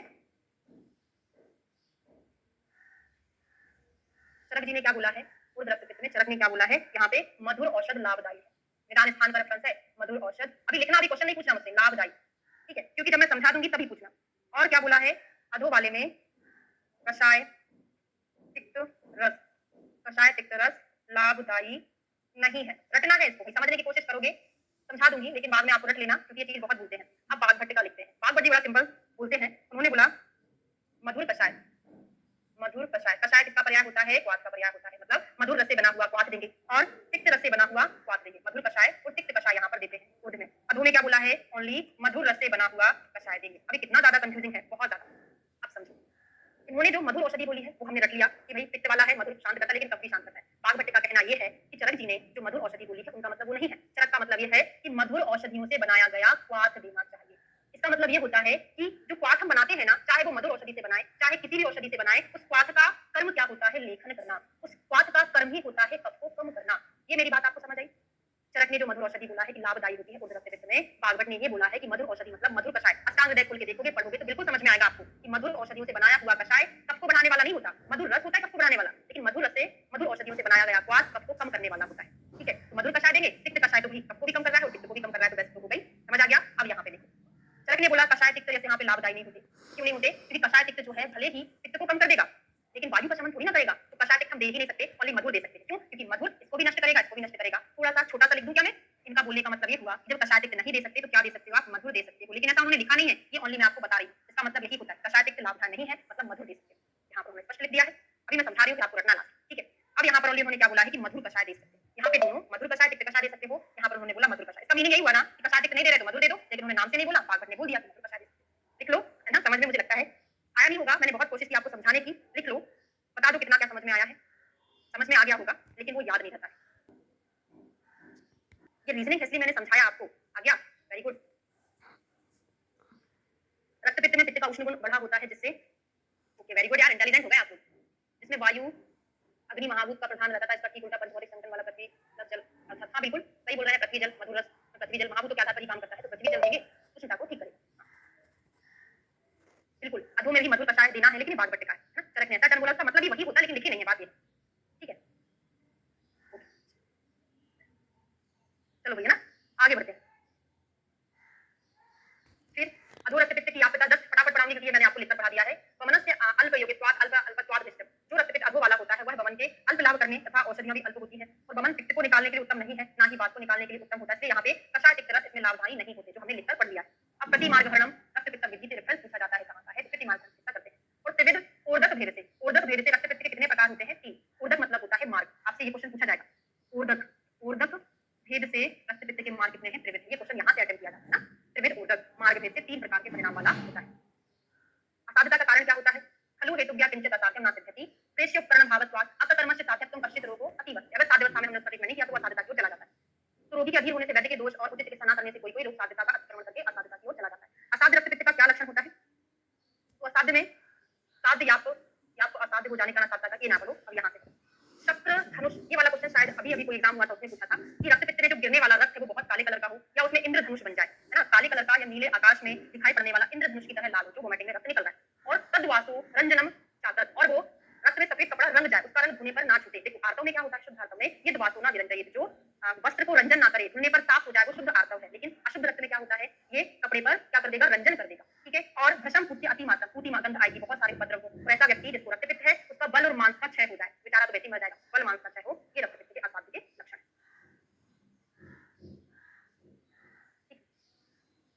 ये हमारा रक्त पित्त वाला टॉपिक कंप्लीट हुआ। तो रक्त पित्त में जितनी चीजें आपने पढ़ी बहुत सिंपल था, निदान पढ़िए। संप्राप्ति, संप्राप्ति वाला कहाँ चला गया? संप्राप्ति नहीं आई ना? यकृत प्लीहा वाला, अरे वहां पे आएगा शायद, चिकित्सा स्थान में आएगा। साध्य साध्यता का रीजनिंग क्वेश्चन पूछा जाता है, वो हमने पढ़ लिया है, ठीक है। चिकित्सा वाला था, बहुत सिंपल सा चैप्टर था, हाँ बहुत सिंपल सा था। चलो 27 नंबर का चैप्टर मांस के गुण हमको पढ़ना था, यहाँ तक हमने कर लिया था पिछली क्लास में। आज मांस को कंप्लीट ही करेंगे, नहीं तो ये चैप्टर हमारा चलता रहेगा और हमारा टेस्ट पेंडिंग रहेगा। और आपका इस संडे को कौन सा टेस्ट है? जो हमारा वीकली टेस्ट चल रहा है, इस संडे को आपका क्रिया शारीर रचना शारीर का टेस्ट रहेगा, ठीक है। धीरे धीरे आपको डेली पढ़ते रहना है, ऐसा नहीं कि हमारा याद दिलाएंगे तभी आप पढ़ोगे ना। एक टेस्ट हमने संडे को दिया, डेली चल रहा है उसको पढ़ते जाओ, बाकी पीछे का पूरा आपको पढ़ते चलो, ठीक है। बकरे के मांस के गुण देखते हैं, क्या गुण होते हैं बकरे के मांस के? बकरा है ना, बकरे की बलि देते हैं ना, वही वाला बकरा। तो अजा रसायन, अजा रसायन के बारे में सभी लोग जानते हैं बहुत अच्छे से। राजक्षमा के पेशेंट को अजा रसायन सेवन करने को बोलते हैं। तो जहां पर बकरा आ जाए वहां पर शोष ना आए या फिर धातु से रिलेटेड कोई चीज ना आए, ऐसा हो ही नहीं सकता। मतलब बकरे का मांस क्या करता है? ब्रंहण कारक होता है। तो ना अति शीत दूषित मांसम आजम आदोष बलम शरीर धातु सामान्य, इतना याद रखना, शरीर की धातु को समान बनाता है। सामान जो है शरीर की धातु को समान बनाता है, तभी तो इसका प्रयोग हम शोष के व्यक्ति में करते हैं, राजक्षमा में करते हैं। आदि का मांस कैसा होता है? मधुर है, शीतत्वात्। हमको लगता है कि भेड़ का मांस कैसा होता होगा? गर्म होता होगा, लेकिन नहीं है, ये कैसा होता है? शीतल होता है ना। आदि का मांस शीतल होता है। एक ही पॉइंट अकेला आपको याद रखना है। विषम आरंभ विसर्गित, विषम आरंभ मतलब इसका कोई समय निश्चित नहीं होता। ये बुखार कभी भी आ जाता है दिन में, ऐसा नहीं कि सुबह के टाइम ही आएगा, शाम के टाइम ही आएगा, कभी भी आ जाएगा। और विसर्ग काल मतलब विसर्ग करता रहता है ना, अभी आ गया, थोड़ी देर रहा, फिर ठीक हो गया, फिर आ गया, उसका मतलब ये होता है। तो शीतल होता है। सामान्य 8 प्रकार के मांस ऊपर बताए हैं, उनमें बकरी और भेड़ी की गणना नहीं की है, ये इसका कारण है कि ये सभी देश में पाए जाते हैं, ठीक है। अब आते हैं मयूर का मांस। मयूर मतलब मोर। दर्शन श्रोत्र मेधा अग्नि वयो वर्ण स्वराय, ये क्वेश्चन एग्जाम में पूछा गया है। तो जब भी हम हीरोइन की आंखों की तुलना करते हैं तो बोलते हैं ना, उस हीरोइन की आंखें मोर के जैसी है, मयूर के जैसे नेत्र है। तो दर्शन वाला जो श्लोक है वो मयूर के लिए आया। कैसे याद करोगे? मयूर के जैसी, मोर के जैसी आंखें, और कान भी मोर के जैसे हैं। हीरोइन के आंखें तो सुना, कान नहीं सुना, लेकिन याद कर लो, दर्शन और श्रोत्र मोर के जैसे, ठीक है। फिर अगला आता है बल्या परम बात हरा स्वेद नाश चरुणायु था, मुर्गा। जहां पर बल्य वृक्ष ना ऐसा कोई नहीं सकता, हाँ ठीक है, हाँ मृग जैसी। अरे भाई हम तो मोर के जैसी बोलते हैं, मृग जैसी नहीं, मृग नहीं, मोर नहीं बना लेना, मृग नहीं है, हमने मोर वाला सुना है। हमारे जमाने में हीरोइन की तुलना मोर से करते थे ना, आपके जमाने में मृग से करने लगे होंगे। हमारा जमाना आपका जमाना थोड़ा अलग था, ठीक है। ओके चलो, मृग नहीं, आगे बढ़ेंगे। अजा मांस हो गया, मुर्गे का मांस देखते हैं क्या करता है। ये बल्य है, बल्य होगा मतलब ये वृक्ष भी होता होगा, है ना। वातहर है, चरणायुधा मुर्गे का मांस के लिए ऐसा बोला है। हाँ दिया तो है, यहाँ से है, चरणायुधा का मांस यहाँ से है, ठीक है। मोरनी की तुलना डांस से भी की है, लेकिन हमने तो आंखों से की है, आपको इतना याद रखना। स्निग्ध उष्णा वृष्टाश ग्रहणा स्वर बोधना, वृष्ट होता है मुर्गा और कैसा होता है? बल को बढ़ाने वाला। दो चीजें याद करके चलो, आए तो ठीक है, नहीं आए तो कोई बात नहीं है, क्योंकि इतने ज्यादा तक क्वेश्चन सब लोग फॉलो नहीं कर पाते। गुरुनो मधुरा नाति धर्म, हाँ तीतर संजय शीघ्रम तीन दोषान अल्लाह अनिल उलबणान। जो तीतर होते हैं एक कभी नहीं होते, तीन तीन के झुंड में होते हैं ना, 2 3 4 के झुंड में होते हैं। तो तीन क्या है? तीतर संजय शीघ्रम तीन दोषान अल्लाह, तीन तीन दोषों को नष्ट करता है। अंश में याद ना करो, याद नहीं रहता। तो मुर्गा वाला याद हो गया और तीतर वाला याद हो गया, ठीक है। अब आगे अंश वाला नहीं याद, इतना ज्यादा याद नहीं करना। लावा के मांस वाला कौन सा है? वात पित्त पुष्मणि ब्रह्मणि बलवर्धनी शल्यको मधुर अम्ल विपाके कटुका स्मृता वात पित्त कफग्नश्च काश स्वासरा कषाय विशदा शीता रक्त पित्त निवर्णना। किसके लिए आया है? ये बोधा के लिए आया है। क्या होता है? विपाक में मधुर है, रस में कषाय है, मांस वर्धक होता है, और वात पित्त बलवर्धक, वात और पित्त को शांत करने वाला, वात पित्त को शमन करने वाला होता है बोधा। ये शल्यक के लिए आया है, वो हमको याद नहीं करना। इसमें से केवल एक पॉइंट याद करोगे आप बोधा का, वात पित्त को शमन करती है और बल को बढ़ाने वाली होती है। देखो बहुत सर्च कर करके आपको पढ़ा रही है ना, ज्यादा नहीं पढ़ाऊंगी मैं डिटेल, क्योंकि वो याद नहीं रहेगा। अब आ जाइए एड़। एड़ मांस किसको बोलते हैं? कृष्ण मृग। एड़ किसको बोलते हैं हम? कृष्ण मृग को बोलते हैं। किसने मारा था इसको? सलमान खान ने मार दिया था, है ना। कई लंबी कितनी सालों तक केस चलता रहा, पता नहीं अभी भी है कि नहीं है। तो क्यों मारा होगा इसको? क्योंकि बहुत मीठा था। मीठा होता तो एक बार बोलते ना, लेकिन ये बहुत मीठा था, 2 बार इसके नाम में हमने मधुरा मधुरा लगा दिया, तो याद रहेगा। बहुत मीठा था और तीनों दोषों को शमन करने वाला था, इसलिए इसको मारा। शिवा बोला है। ऐसे शिवा किसको बोलते हैं? हर एक चीज का पर्याय होता एड़ वर्ग के लिए आया है। फिर गव्यम केवलम बातेषु पीनसे विषम ज्वरे शुष्क काष्ठ अत्यग्नि मांस बल परिचया, गव्य मांस के लिए आया है। गाय का मांस क्या करता है? केवले बातेषु, वातज रोगों में, पीनस में, विषम ज्वर। तो गाय को मारा नहीं जाता क्योंकि गाय में देवताओं का निवास होता है। ठीक है, गाय को हम लोग क्या मानते हैं? माता, देवता के समान मानते हैं, तो उसको मारा नहीं जाता। विषम परिस्थितियां आएंगी तभी कोई मारेगा, लेकिन कभी मारते नहीं। विषम परिस्थिति मतलब कभी अचानक से गाड़ी के सामने आ जाए तो दुर्घटना हो सकती है, वो विषम परिस्थिति होती है, कोड है याद करने का। और गाय का मांस अत्यग्नि में दिया जाता है। अत्यग्नि और जिसका मांस का क्षय हो गया, ये बहुत इंपॉर्टेंट क्वेश्चन है। अत्यग्नि मतलब भस्मक रोग में, और जिस व्यक्ति का मांस का क्षय हो गया उसमें दिया जाता है। अब मैं आपसे दो क्वेश्चन पूछ रही हूँ कि किस जानवर का मांस अत्यग्नि में दिया जाता है? अत्यग्नि में मांस तो हम देते हैं गाय का, लेकिन आपसे पूछा जाए किस जानवर का दूध दिया जाता है अत्यग्नि में, तो वो दिया जाता है भैंस का, माहिष का। ये क्वेश्चन अच्छे से याद करना, क्योंकि आप जल्दीबाजी में मांस नहीं पढ़ते और आप क्या लगा देते? भैंस का दूध। दूध समझ के लगा देते, लेकिन क्वेश्चन मांस का पूछा था। तो अत्यग्नि में गाय का दूध और सॉरी गाय का मांस और माहिष का दुग्ध दिया जाता है। ठीक है, याद रखोगे ना? हमने यहाँ से केवल 2 पॉइंट याद रखे, केवल उन्हीं को फोकस करना है। अब आता है मछली। मछली कैसी होती है? उष्ण होती है। तो गुरु उष्णा, उष्णवीर्य होती है, बोलते हैं ना उष्णवीर्य मछली को अगर शीतवीर्य दुग्ध के साथ सेवन किया जाए तो वो विरोधी आहार होता है। तो उष्णवीर्य होती है, बहुत सारे दोषों को उत्पन्न करती है, बहुदोषा प्रकीर्तिता। हाँ, गुरु है, उष्ण है, मधु है, लेकिन क्या करती है? बहुत सारे दोषों को प्रकोपित करती है।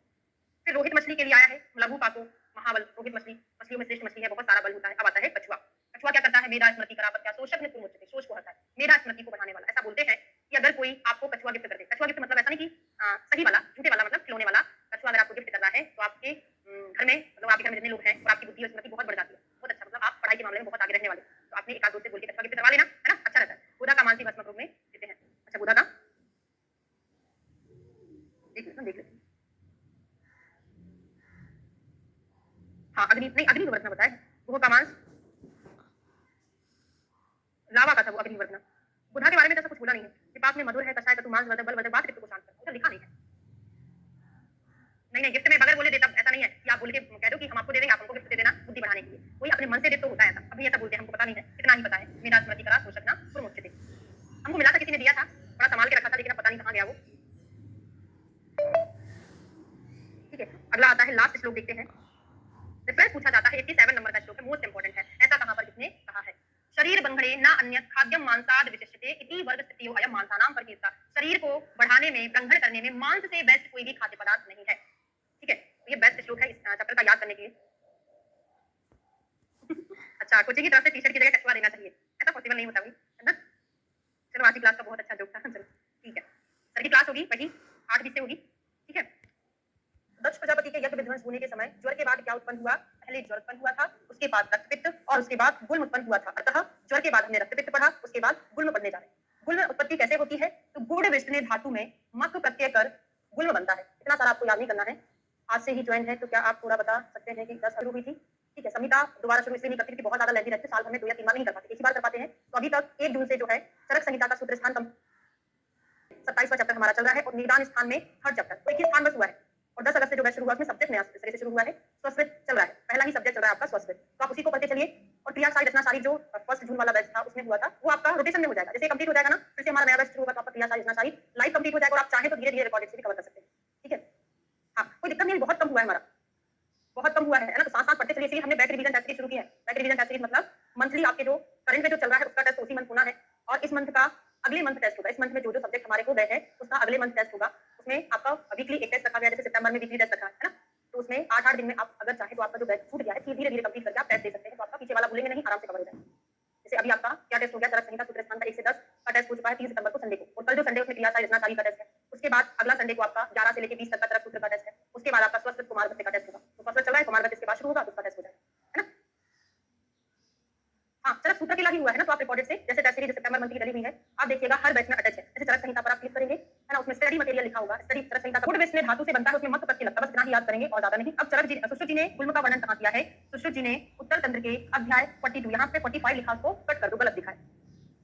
ठीक है, तो 42 में उन्होंने गुल्म का वर्णन किया है। बताया क्या है उसके बारे में? हृदय नाभ्यो अंतरे ग्रंथि संचारी यदि वा चला। हृदय और नाभि के बीच में एक ग्रंथि होती है जो संचरण करती रहती है, उसको हम क्या बोलते हैं? गुल्म बोलते हैं। इसका रेफरेंस पूछा जाता है, किस आचार्य का श्लोक है ना? सुश्रुत का है। हृदय और नाभि के बीच में ग्रंथि होती है जो चलती रहती है, वो ग्रंथि क्या कहलाती है? गुल्म कहलाती है। गुल्म की संख्या संप्राप्ति। गुल्म कितने प्रकार का होता है? 5 प्रकार का, वातज, पित्तज, कफज और सन्निपातज, जिसको हम निचय नाम दिए हैं, और लास्ट में एक होता है शोणितज। शोणितज मतलब होता है रक्तज। तो ये क्वेश्चन एग्जाम में कई बार पूछा है कि निचय गुल्म किस गुल्म को टर्म दिया है, तो सन्निपातज गुल्म को हम निचय गुल्म के नाम से भी जानते हैं। वातज, पित्तज, कफज, सन्निपातज, रक्तज 5 प्रकार के गुल्म होते हैं। और आचार्य का लिख लो, आचार्य सुश्रुत ने भी यही 5 प्रकार के गुल्म का वर्णन किया है। तो आचार्य सुश्रुत का और चरक का गुल्म कितना है? 5 है। और बागभट्ट और शारंगधर के गुल्म कितने होते हैं? 8। यहाँ पर लिखें, आचार्य शारंगधर बागभट्ट के गुल्म 8 होते हैं। कौन कौन से होते हैं, जब बात आएगी आगे जाके वाग्भट पढ़ेंगे, सारंगधर पढ़ेंगे, वहां पर याद करेंगे, अभी जरूरत नहीं है। ठीक है, चलिए। यह गुल्म रोग दोष के प्रकृति सम संवेद होने से होता है, सन्निपातज गुण विकृति विषम संवेद से होता है, अर्थात इसके द्वंद्वज भेद का वर्णन नहीं किया गया, अलग से पढ़ा गया। तो यहाँ पे ओनली अंडरलाइन कर लो, समझने की जरूरत नहीं है। यहाँ पर 5 प्रकार के गुल्मों का वर्णन किया गया था। उसका मतलब ये है कि जो 4 प्रकार के गुल्म है ना, वो कैसे होते हैं? प्रकृति सम संवेद ना पढ़ोगे, बहुत ज्यादा डीप हो जाएगा, पीएचडी लेवल का है, अपने इसमें एग्जाम में क्वेश्चन नहीं बनेगा। गुल्म की विशेषता समझने के लिए अग्नि विशेषता एक प्रश्न है। कथम यह भगवान पंचानाम गुल्मानाम विशेषम विशेषानाम विशेषानी महे ना ये विशेषाद विद्रोगाणाम औषधि गति विशक प्रशम प्रशमनम समर्थो भवति। इस प्रकार कहते हुए भगवान आत्रेय से अग्निवेश ने पूछा कि हे भगवान, 5 गुण की विशेषता को हम कैसे जानें? क्योंकि औषधि को जानने पर भी जो वैद्य रोगों की विशेषता को नहीं जानता वो चिकित्सा करने में समर्थ नहीं होता। तो अब यहाँ पे निदान पंचक के आधार पर उसके भेदों का वर्णन किया जा रहा है। सबसे पहले पढ़ते हैं वातज गुल्म। वातज गुल्म का निदान क्या होगा? तो मैंने आपको पहले बोला था, छोटी सी डायरी बनाना है, उसमें कौन कौन से श्लोक रखना है लिखकर, जो मैंने आपको बोले हैं 25 से 30 श्लोक याद कराऊंगी बस पूरी संहिता में। तो आपको वात के गुण, पित्त के गुण और कफ के गुण, इनके कर्म का श्लोक याद करना। ये कहाँ पे है? चरक सूत्र फर्स्ट में है। कर्म का कहाँ है? चरक सूत्र 50 नंबर के चैप्टर में दिया है ना। कर्म में कौन सा? उत्साह, उच्छ्वास, निश्वास, चेष्टा, धातु, गति, समान, ये वाले जो श्लोक है, कर्म याद कर लेना। गुण क्यों हमको याद करना? क्योंकि हम आगे जाके निदान पढ़ रहे हैं, चिकित्सा स्थान पढ़ेंगे, तो बहुत सारे गुण लक्षण आपको, दोषों के निदान भी आपको एक ही श्लोक से याद हो जाने। जैसे यहाँ पे अगर कोई व्यक्ति कैसा है, विशेष रूप से वात प्रधान व्यक्ति है, वो उसको बुखार भी है, ज्वर, वमन, विरेचन, अतिसार, राम, अन्यतमेन, कष्ट, कष्ट, उसको बहुत सारा वमन हुआ है, विरेचन हुआ है, ठीक है, अतिसार आदि इन बीमारियों से दुबला हो गया है। तो आप जानते हैं जब भी धातु का क्षय होता है, वायु बढ़ता है, वमन के थ्रू हो रहा होगा कुछ, या फिर कोई भी वमन पंचकर्मा प्रोसेस होती है, उसके कारण भी वायु का प्रकोप होता है। इन सब कारणों से व्यक्ति अगर दुबला हो गया है या फिर बातल आहार विहार का सेवन कर रहा है, मोस्ट इंपॉर्टेंट, स्नेह पूर्वो व वमन विरेचन पिबति, जिसने स्नेहन नहीं कराया है और वमन विरेचन औषधियों का पान कर लिया। स्नेहपान का सिद्धांत क्या होता है? स्नेहो अनिलम हंति मृदु करोति देहम मलानाम लेहंति संगम, मतलब स्नेहन जो होता है हमारे शरीर में क्या करता है? बॉडी को स्निग्ध करता है, मृदु करता है, मलों को संघ को तोड़ता है और सारे दोषों को शाखाओं से पिघलाकर पुष्ट में ले आता है। ये स्नेहन का सिद्धांत है। अगर आपने बगैर स्नेह पान किए वमन विरेचन औषधि पिला दी, तो अगर वो वमन करेगा, विरेचन करेगा, दोषों में क्या होगा? खिंचाव होगा। तो वो दोष क्या करते हैं? गुल्म का रूप धारण कर लेते हैं। ये बहुत इंपॉर्टेंट निदान है। क्या अनुदीर्णा बात छर्दिम पूरी दिया, आपको उल्टी आ ही नहीं रही, जबरदस्ती उल्टी किए जा रहे, यहाँ पे उल्टी आ जाए ऐसा कर रहे हो, वो भी गुल्म का निदान है। या फिर उदीर्णान वात मूत्र पुरीषाद वेगा निर्गति, अगर वात मूत्र पुरीष का वेग आ रहा है और आपने धारण कर लिया, नहीं आ रहा तो आप करने की कोशिश कर रहे हैं। या अत्याशितो वा पिबति नवोदकम, कल की क्लास में मैंने बोला था कि बहुत ज्यादा मात्रा में नया पानी नवोदक पी लेने से गुल्म होता है। अब मुझे बताओ जरा, धूप में तपने के बाद दूध पी लेने से कौन सा रोग होता है? और दूसरा चीज, बहुत ज्यादा मात्रा में क्या हो रहा है? गुल्म हो रहा है। अति संशोध करना, ये सारे जो कारण है वातज गुल्म के, बाकी का नहीं पढ़ना। अति व्यायाम है, शोक है, विषमासन है, चंद्रमन है, ये सारी चीजें वेरी गुड। अत्यधिक धूप में तपने के बाद अगर दुग्ध का पान कर लिया जाए तो रक्तपित्त होता है, और ज्यादा मात्रा में नया पानी पी लिया जाए तो क्या होता है? गुल्म होता है। अत्यंत भोजन करने के बाद नूतन जल, है ना, ये लिखा है, अत्याशितो, बहुत ज्यादा खा लिया है, फिर नया जल बहुत ज्यादा मात्रा में पी लिया है। अब गुल्म की संप्राप्ति देखते हैं। तो सा प्रकोपित तो 22 प्रकार ये वायु प्रकोपित हो गई और वो महाशोतस में प्रवेश करती है। ये क्वेश्चन इंपॉर्टेंट है कि गुल्म में जो वायु होती है वो कहां पर प्रवेश करती है? महाशोतस में प्रवेश करती है। महाशोतस का मतलब क्या होता है? महाशोतस का मतलब होता है हमारा आमाशय, पक्वाशय आदि स्थान, जितने भी हमारे शोतस हैं उनमें प्रवेश कर जाती है, जो बड़े बड़े आशय वगैरह हैं उनमें। तो वायु महाशोतस में प्रवेश करती है अपने मोक्ष गुण के कारण, कठिन भूतानाम, कठिन और पिंडित अवस्था में करोति विधि वस्तु और पिंडित रूप धारण कर लेती है। ठीक है, फिर ये कहां जाती है? हृदय, वस्ती, नाभि और दोनों पास। तो 5 स्थान होते हैं गुल्म के। नूतन जल कौन सा होता है? नूतन जल, नया जल जो होता है, जैसे वर्षा का जल जो हो गया है ना, वो नया जल कहलाएगा, एकदम से आया है उसको ले लिया, या फिर जो जमीन से निकालते हैं, ऐसा कुछ नया जल होता होगा। ठीक है, ऐसा यहाँ पे लिखा तो नहीं है। फिर क्या हो रहा है? पिंडित अवतिष्ठते सा पिंडित तत्वात् गुल्म इत्यादि पीते, है ना। यहाँ पे देखते हैं कहीं लिखा हो तो बरसात का जल, वही लिखा है जो अभी मैंने बोला, वर्षा का जल जो होता है उसको हम नवोदक बोलते हैं, नया जल बोलते हैं। ठीक है, जैसे अभी बारिश शुरू हुई है तो उसका जो जल हमने ले लिया वो नया जल कहलाता है। ठीक है, अब क्या लिखा है कि इस प्रकार कुपित वायु महाशोतस तथा आमाशय, पक्वाशय आदि स्थानों में जाकर रुक्ष होने के कारण कठिन होकर व्याप्त होकर पिंड के रूप में बनकर अपना स्थान हृदय, वस्ती, नाभि और दोनों पाश, 5 स्थान अच्छे से याद करना। हृदय, वस्ती, नाभि, दोनों पाश किसके स्थान है? गुल्म के स्थान है। सामान्य रूप से पूछा जाए गुल्म के स्थान या फिर वातज गुल्म के स्थान, क्योंकि पित्तज और कफज गुल्म में वस्ती के स्थान पर वस्ती नहीं होता, आमाशय हो जाता है। वस्ती ना होकर वहां पर आमाशय बोला है पित्तज और कफज गुल्म का स्थान। फिर पिंडाकार गुल्म शूल उत्पन्न करता है, अनेक तरह का लंबी चौड़ी कुल ग्रंथियां उत्पन्न करता है, स्वयं पिंडाकार होता है, पिंडागत होने से गुल्म करता है। अब यहाँ से क्वेश्चन ये बन सकता है कथनात्मक क्वेश्चन में कि वायु किस गुण के कारण कठिनीभूत या पिंड रूप धारण कर लेता है? तो एक गुण याद करोगे, रुक्ष गुण होने के कारण। संप्राप्ति क्या हुई? महाशोतस में प्रवेश किया, रुक्ष गुण होने के कारण कठिनीभूत हो जाता है, पिंड रूप धारण कर लेता है, और 5 स्थान है, हृदय, वस्ती, नाभि और दोनों पाश। ये चक्रपाणी का रेफरेंस है, आगे आएगा, मैं बताऊंगी जब पित्तज और कफज गुल्म आएगा वहां पे आमाशय एक देशी करके आता है, आचार्य चक्रपाणी का रेफरेंस है ना। और चरक नहीं बोला है, चक्रपाणी का रेफरेंस भी है और चरक नहीं बोला हुआ है ना, आगे आने वाला। वातज गुल्म के लक्षण देखते हैं क्या होता है। तो मुहुर आद्यमाती बार-बार फूलता है, पिचकता है, तो क्या होता है? वायु का गुण है ना, विषमारम विसर्गितम, वातज जल का लक्षण यहाँ पे बार-बार फूलता है। मुहुर आद्यमायति, बार-बार फूलता है। मुहुर अल्पम आपद्यते, और कभी बड़ा हो जाता है, कभी छोटा हो जाता है। अनियत विपुल अणु वेदनस, क्या होता है? इसका आकार कभी निश्चित नहीं होता है ना, और इसमें वेदना कैसी होती है? कभी ज्यादा होती है ना। हिंदी देख लो, बार-बार पिंडाकार गुल्म को विस्तृत और संकुचित करती है। अनियत रूप में कभी अधिक और कभी कम वेदना उत्पन्न करता है। यहाँ पे वेदना कुछ निश्चित नहीं होता, कभी अनियत है, कभी विपुल मतलब ज्यादा होता है वेदना, कभी अणु वेदना। चलत्वाद वायु, मुहु पिपीली का संचार एवं ये बहुत इंपॉर्टेंट है। अंगों में ऐसा लगता है कि चीटियां चल रही हो, तो हमेशा वात में ही हम पिपीली का वाला लक्षण पढ़ते हैं। पिपीली का संचार और कहां पर आता है लिख लेना, सर आपको लिखाएंगे। वातज योनि व्यापक में भी आप पढ़ते हो पिपीली का, चीटियों के जैसे संप्रचार जैसा हमको लगता है। और तोड़ भेद स्फुरण आयाम संकुल, जितनी भी उपमा वाली वेदनाएं हैं हमेशा बाद में आती है, तोड़ के समान, भेद के समान, स्फुरण के समान। तो ये मैं आपको अंडरलाइन नहीं करा रही क्योंकि ये कॉमन चीज है। दिवसांते, इसका वेग कब बढ़ जाता है? जब जब वायु का वेग बढ़ता है। दिवसांते वायु बढ़ता है, इसका भी बढ़ता है। ज्वर्यते, फिर दिवसांते ज्वर्यते, शुष्यति चास्यम, उच्च श्वास प्रवृत्ति, है ना। उच्च श्वास जो एक्सपायरेशन है उसको व्यक्ति एक्सपायरेशन नहीं कर पाएगा, उच्च श्वास का अवरोध हो जाएगा। तो याद कर लेना, उच्च श्वास जो है एक्सपायरेशन जो होता है उसमें वायु निकलता है, तो वायु नहीं निकल रहा है मतलब वातज गुण में। ऋष्यति चास्य रोमाणी वेदनाया प्रादुर्भाव, इसमें रोंगटे खड़े हो जाते हैं। फिर प्लीहा आटोप आंत्रपूजन, ये बहुत इंपॉर्टेंट। प्लीहा आटोप आंत्रपूजन, इन तीनों डिसीज में कौन सा दोष होता है? वायु दोष होता है, जिसमें वातज गुण में ये मिलता है। बाकी का अंगमत शरासंक शूलग्न आदि। कृष्ण अरुण अल्प त्वक नख नयन वदन मुक्त पुरुष जो है कृष्ण अरुण कलर के हो जाएंगे, पित्त में हरित हारिद्र कलर के और कफ में शुक्ल कलर के। तो याद ही नहीं करना है, तो ये हमारा हो गया वातज गुण। जैसे ही आगे बढ़ेंगे, पीछे का रिवीजन करेंगे तो आपको आराम से याद हो जाएगा। सभी प्रकार की गुण में वात की ही प्रधानता होती है। फिर हम आगे जाके इसी चैप्टर में या बाद में पढ़ेंगे गुल्मीना नाम अनिल शांति उपाय, इतना अंडरलाइन कर लो। अनिल शांति के उपाय हमको गुल्म में करना चाहिए। रेफरेंस अभी मत लिखना, मुझे निदान स्थान का ही लग रहा है, अभी देख लेंगे ना, चिकित्सा स्थान मुझे लग नहीं रहा है किस स्थान का होगा, अभी देखेंगे ना इसका। हमेशा गुण में हमको वायु की शांति के उपाय करना चाहिए। पैतृक गुण के निदान बिल्कुल भी नहीं पढ़ना, वही है हमने लवण कटु सार उष्ण तीक्ष्ण आदि आहार विहार का सेवन करने से पित्त का प्रकोप होता है। अब हम उसका लक्षण याद करेंगे समझा। तो अमाशय एक देशे तत्व प्रकुतम मारुता अमाशय एक देशे, इसमें अमाशय के एक स्थान को आश्रित करता है। हाँ, निदान में ही है, ओके, चिकित्सा गलत लिखा है उसी में। ठीक है, तो अमाशय एक देशे, इसमें वस्ती के स्थान पर अमाशय का नाम लिया हुआ है, तो ये चीज आप अच्छे से याद करना। ये क्वेश्चन पूछा गया, पित्तज और कफज में वस्ती के स्थान पर अमाशय को लिया है। तो पित्तम ध्वनि विदहते कुक्षो हृदय उसी कंठे, पित्त गुण में क्या होगा? दाही होगा। तो कहाँ हो रहा है? कुक्षी में, हृदय में, कंठ में क्या होगा? है ना, विद्यमाना सद्भूम। ऐसा लगता है कि जो उद्गार आ रही है, डकार आ रही है, उसमें धुआं निकल रहा है, क्योंकि पित्त में ही निकलेगा, ना वात में निकलेगा, ना कफ में निकलेगा। तो सद्भूमम उद्गारम उदगिर अत्यम आनितम, और जो उदगिर अत्यम आनितम, जो वोमिटिंग हो जाती है कभी कभी, या जो डकार होती है वो भी कैसी होती है? बहुत ज्यादा खट्टी होती है। दहते दुएते धूपते उष्मायते सिद्धते क्लिद्धति, मैंने क्यों अंडरलाइन नहीं कराया? क्योंकि स्मार्ट पढ़ाई क्या होती है? जो चीजें हमको याद करना है बस उनको अंडरलाइन कर लो, जो हमको ऑलरेडी याद ही रह जाती थी। उष्मते उष्मायते धूपते धुएते दहते हमेशा पित्त में ही आना है, तो अंडरलाइन नहीं करना, क्योंकि वो आपको ऐसे याद रहता है। इससे आपको क्या होगा? कम से कम याद रखोगे तो आपको वो अंडरलाइन कर लो, जो हमको ऑलरेडी याद ही रह जाती थी। उष्मते उष्मायते धूपते धुएते दहते हमेशा पित्त में ही आना है, तो अंडरलाइन नहीं करना, क्योंकि वो आपको ऐसे याद रहता है। इससे आपको क्या होगा? कम से कम याद रखोगे तो आपको वो हमेशा के लिए याद रहेगा। सारी चीजें याद रखोगे तो वो कुछ याद नहीं रहेगा, है ना। स्पर्श असहत्वम बहुत इंपॉर्टेंट है। अल्प रोमांच, रोमांच होता है लेकिन कम होता है, स्पर्श को सहन नहीं कर पाएगा। तो याद कर लो, अगर कोई चीज बहुत ज्यादा गर्म है, पित्तज गुण में बहुत ज्यादा गर्म होता है, तो आप छूओगे तो सहन नहीं हो पाएगा। स्पर्श असहत्वम बहुत ज्यादा कैसा होता है? स्पर्श करने पर पेन होता है उसको। स्पर्श असहत्वम 5 से 6 चीजों में आता है, मुझे याद नहीं है सर, आपको लिखाइए, ठीक है। फिर बाकी का वित्त का पिपासा है, गलतालु मुख शोष है, हरित हारित वक्नक नयन अपने याद किया कर लिया था, कृष्ण परुष बात वाले में था। ये पित्तज गुण के निदान। यह गुल्म वस्ती स्थान को छोड़कर होता है, क्योंकि संप्राप्ति करते समय अमाशय एक देश बताया है, ठीक है। वातज अमाशय नाभि स्थानांतरम जंतु अमाशय किस बताया, नाभि हृदय के बीच में बताया। वातज गुण में महासुपुना बताया था, वातज गुण वस्ती आदि सभी स्थानों। आगे कफज गुण में भी अमाशय एक देश का नाभि चक्रपाणी के संबंध दिया हुआ है।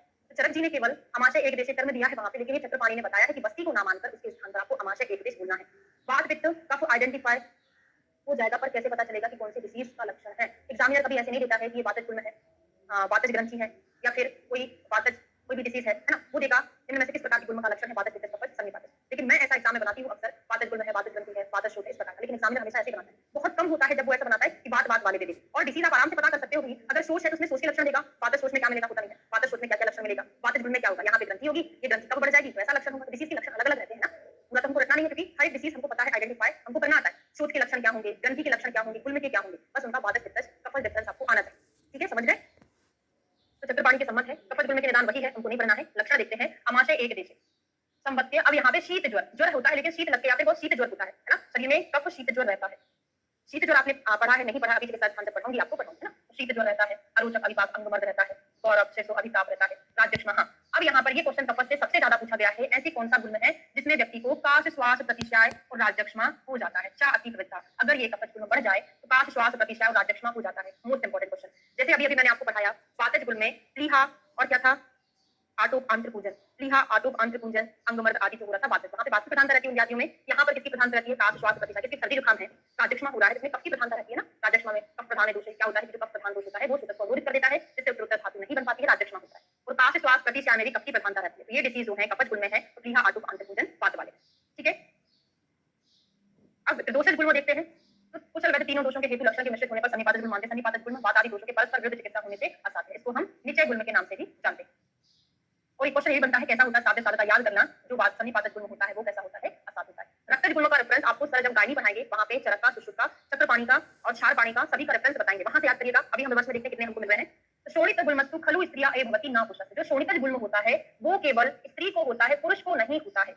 ये शोणित मतलब ये आर्तव के बारे में बात कर रहे हैं, जबकि अन्य आचार्यों का आप पढ़ेंगे कि अन्य कारणों से अन्य कारणों से जो संचित रक्त है उससे क्या, अन्य कारणों से संचित रक्त से अगर गुल्म हो रहा है तो वो पुरुष को भी हो सकता है और स्त्री को भी हो सकता है ना। बात समझ में आ रही है? जो शोणितज मतलब आर्तवजन्य गुल्म है वो केवल स्त्री को होता है, पुरुष को नहीं होता। अन्य कारणों से संचित रक्त के कारण पुरुष स्त्री दोनों को रक्त गुल्म हो सकता है। अब यहाँ पे आप विमर्श में देखेंगे, शायद आपको मिल जाए, लिखा हुआ है आपको बातें। हाँ, यहाँ पर रक्त से सामान्य रक्त गुल्म का ज्ञान होता है और गुल्म, हाँ, देखिए शार्पाणी ने स्त्री नाम आर्तवजो गुल्मो ना पुंसम उपजायते, स्त्रियों में जो आर्तवजन्य गुल्म है वो होता है लेकिन वो पुरुष को नहीं होता। और अन्य अन्य अस्त्र भावो गुल्म स्त्री नाम पुंसाश्च जायते, और अन्य भावों से संचित जो रक्त है उससे स्त्री पुरुष दोनों को गुल्म हो सकता है।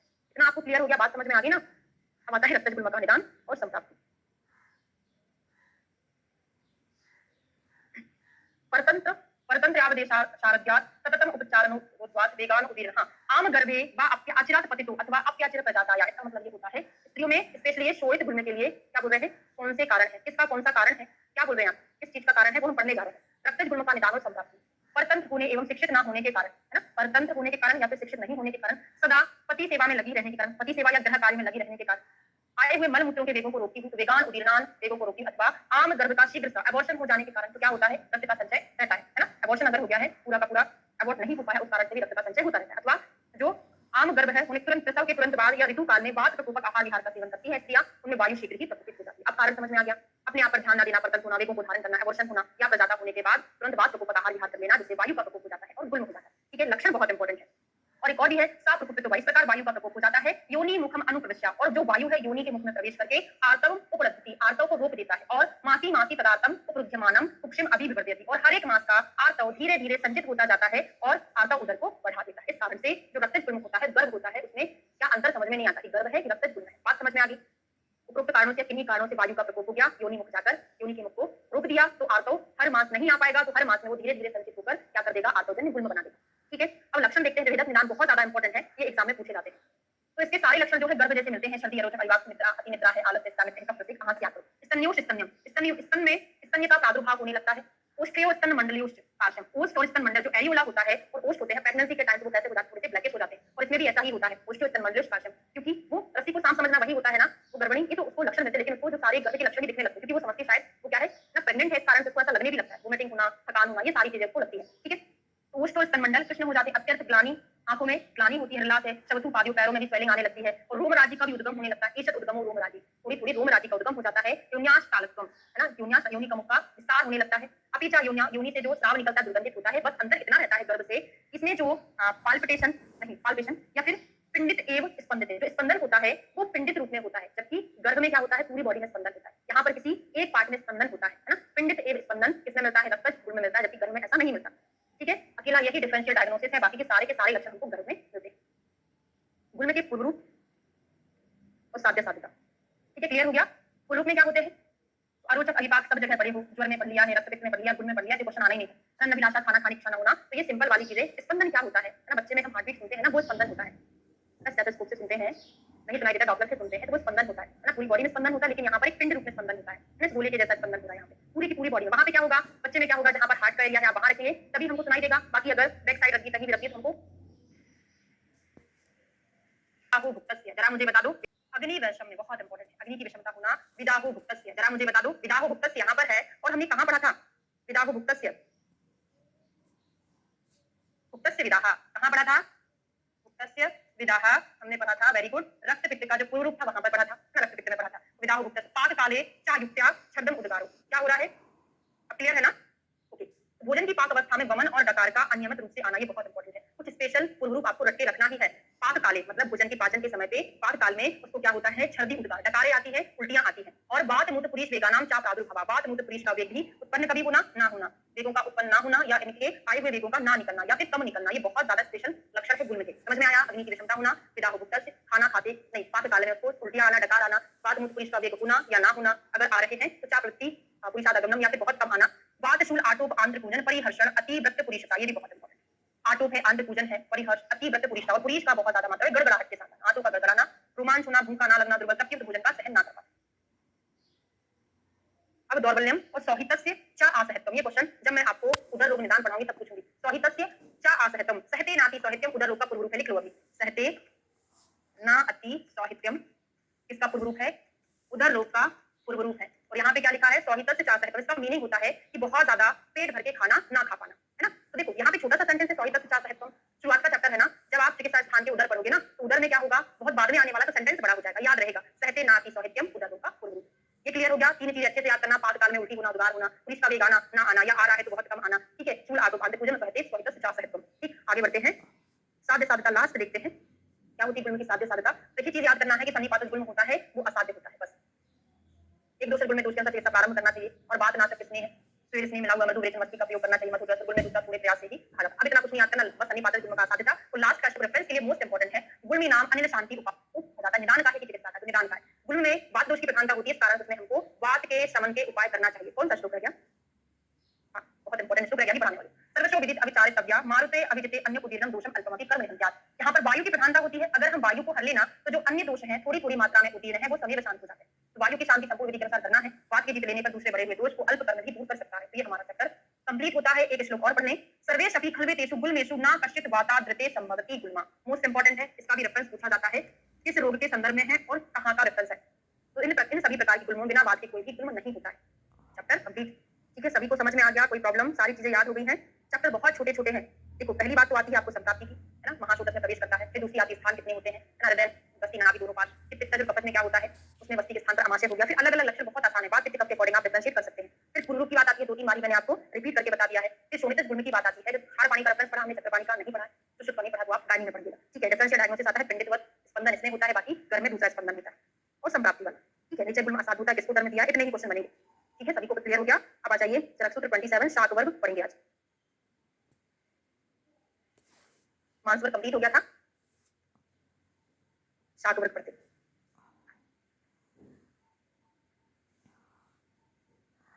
सात माची के लिए पढ़ना है सात वर्ग में। चरक सूत्र 27 थोड़ा थोड़ा करके हम डेली पढ़ते हैं, तो 27 में सात वर्ग निकाल लीजिए। सात वर्ग में काक माची वाला श्लोक पूछा गया है एक एग्जाम में। काक माची क्या होती है, वृक्ष होती है, काक माची मतलब होता है केवाड़, है ना, क्या होती है, त्रिदोष शमनी रस्या काक माची रसायनी, तीनों दोषों को शमन करती है, वृक्ष होती है और रसायन होती है ना, इसको काक माची बोलते हैं, ठीक है। एक ही श्लोक है, यहाँ से आगे बढ़ते हैं। मटर की शाखा के गुण नहीं पढ़ेंगे, एक मिनट। उपोदिका, उपोदिका पढ़िए, उपोदिका क्या होती है, मदग्नि उपोदिका। आपको जब क्या पढ़ाया था, अष्टाविंशति यवागु पढ़ाया था, आपको याद हो तो हमने मदग्नि यवागु पढ़ा था, याद है कि नहीं, जरा बताओ मुझे। मदग्नि यवागु में हमने पढ़ा था कि उपोदिका जो होती है वो मदग्नि होती है, यहाँ से याद हो जाएगा उपोदिका कैसी होती है। उपोदिका मतलब होता है पुल, जो क्या करता है, मदग्नि होता है, ठीक है। दूसरा हाँ, मधुरा मधुरा पाके भेदनी श्लेष्म वर्धनी वृष्या सिंहा सीता मदग्नि उपोदिका। मदग्नि में दो चीजें याद रखोगे आप, क्या करता है ये मधुरा मधुरा पाके। मधुरा मधुरा वाला श्लोक मैंने आपको एक बार और पढ़ाया, कहाँ पढ़ाया है, मधुरा मधुरा श्लोक एक बार और था, किसने मारा था, किसको मारा था, क्योंकि वो बहुत मीठा था, किसके लिए पढ़ा था, वेरी गुड, मेघमांस के लिए हमने पढ़ा था, है ना। यहाँ पे हमने काकमाची का श्लोक देख लिया है, थोड़ा थोड़ा करके पढ़ाऊंगी, ज्यादा नहीं पढ़ाऊंगी, इसमें से लो शमनी हो गया है। नेक्स्ट आता है उपोदिका, राज्य शब्द भी इतना ज्यादा इंपॉर्टेंट नहीं है, देख लो एक बार, मत पढ़ो, ठीक है। आगे बढ़ते हैं, चौलाई तंडुलियक कैसा होता है, मद विशद तंडुली चौलाई। देखो गुंजा जो होती है ना, गुंजा विश्व विश्व विश्व वगैरह में आता है कहीं, है ना, वहां पे आप क्या पढ़ते हो, तंडुली या चौलाई सरसनस का शोधन करते हो, ये पढ़ते हो ना। गुंजा एक विश्व में आता है तो उसका चौलाई सरसनस का शोधन करते हैं, तो चौलाई क्या है, तंडुलियक, तो क्या करता है ये, विश्व को हरने वाला होता है। मद विशग्न और रक्त पित्त की नाम प्रशस्त होता है, रक्त पित्त, रक्त पित्त के रोग भी लाभदायक होता है। फिर अगला आता है कूष्मांड, कूष्मांड बहुत इंपॉर्टेंट है।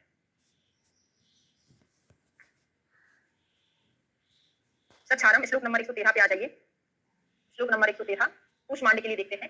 सछारम पक कूष्मांडम मधुर अम्लम तथा लघु श्रेष्ठ मूत्र पुरीशम सर्वदोष निवारणम। ये भी श्लोक एग्जाम में पूछा गया है। कूष्मांड से हम क्या बनाते हैं, पेठा बनाते हैं, आगरे का पेठा वही तो होता है कूष्मांड। क्या करता है, सफेद कलर का होता है, तो आगरे का पेठा जो लोग खाते हैं उसके सारे दोष चले जाते हैं। तो ऐसे याद करना, पेठा जो खाएगा सारे दोषों को दूर बताएगा। और श्रेष्ठ मूत्र पुरीश मल मूत्र को निकालने वाला होता है पेठा, है ना। सछार कैसा होता है, आपने कुष्मांड को काटा होगा, सफेद कलर का दिखता है, पेठा भी तो सफेद कलर का दिखता है ना, तो कैसा होता है सछार, और थोड़ा सा मीठा होता है, थोड़ा सा खट्टा होता है, तो याद रहेगा सारे दोषों को हटता है, मूत्र और मल को लाता है, मीठा होता है, खट्टा होता है और सछार होता है।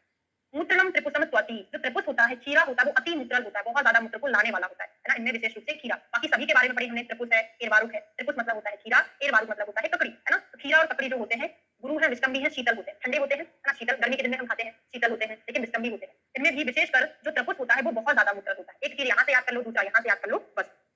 अब आता है सरसप शाक, इसके बाद हम पढ़ेंगे सरसप शाक, इसके बीच में कोई सी भी शाक नहीं पढ़ना। विदारी कंद इंपॉर्टेंट नहीं है, ये वाला देख सकते हैं, सरसों का साग। त्रिदोषम बद्ध बिंदुमूत्रम सारसपम शाकम उच्च। सरसों का साग हम बोलते हैं ना, अहितम होता है, क्योंकि ये तीनों दोषों को प्रकोपित करता है, तो याद रहेगा।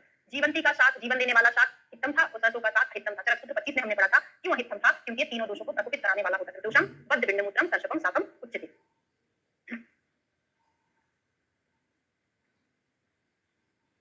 ठीक है। तो ये हमारा शाक वर्ग कंप्लीट हुआ। हम फल वर्ग शुरू कर लेते हैं। विष्टम ही मीन्स होता है कॉन्स्टिपेशन कराने वाला, है ना, विस्टम भी कॉन्स्टिपेशन कराने वाला होता है। ठीक है, फल वर्ग शुरू कर लेते हैं।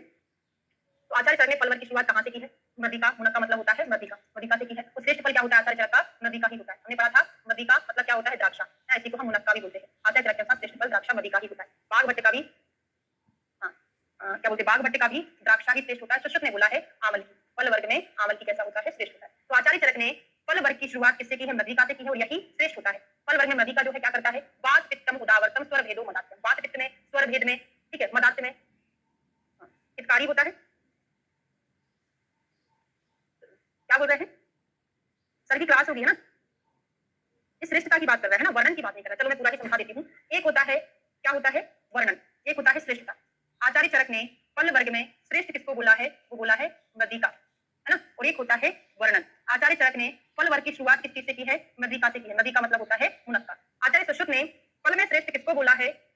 फल में श्रेष्ठ बोला है आमल की, और वर्णन कहाँ से शुरू किया है उन्होंने? दारिम से शुरू किया है ना। मैं यहाँ पे आपको श्रेष्ठता की बात बता रही हूँ। यहाँ पे क्या है? श्रेष्ठ तो अमल की होता है, लेकिन वर्णन कहाँ से शुरू किया है? दारिम से किया है। और बाघ भट्ट ने जो है वर्णन कहाँ, श्रेष्ठ तो उनका मदिका ही है बाघ भट्ट का, लेकिन उन्होंने वर्णन कहाँ से किया है? द्राक्षा, द्राक्षा मतलब वही होता है मुनक्का, मदिका ना, सेम टू सेम चरक के जैसा ही उन्होंने बोला है। मदिका द्राक्षा वही एक ही चीज होता है। सृष्टि वही बोला है, वर्णन भी उसी से किया है। सृष्टि वही बोला, वर्णन उन्हीं से किया है, लेकिन सुश्रुत का चेंज होता है। उन्होंने आमल की श्रेष्ठ बोला, दारिम से वर्णन किया। ये समझ में आ गया आपको? क्लियर हो गया?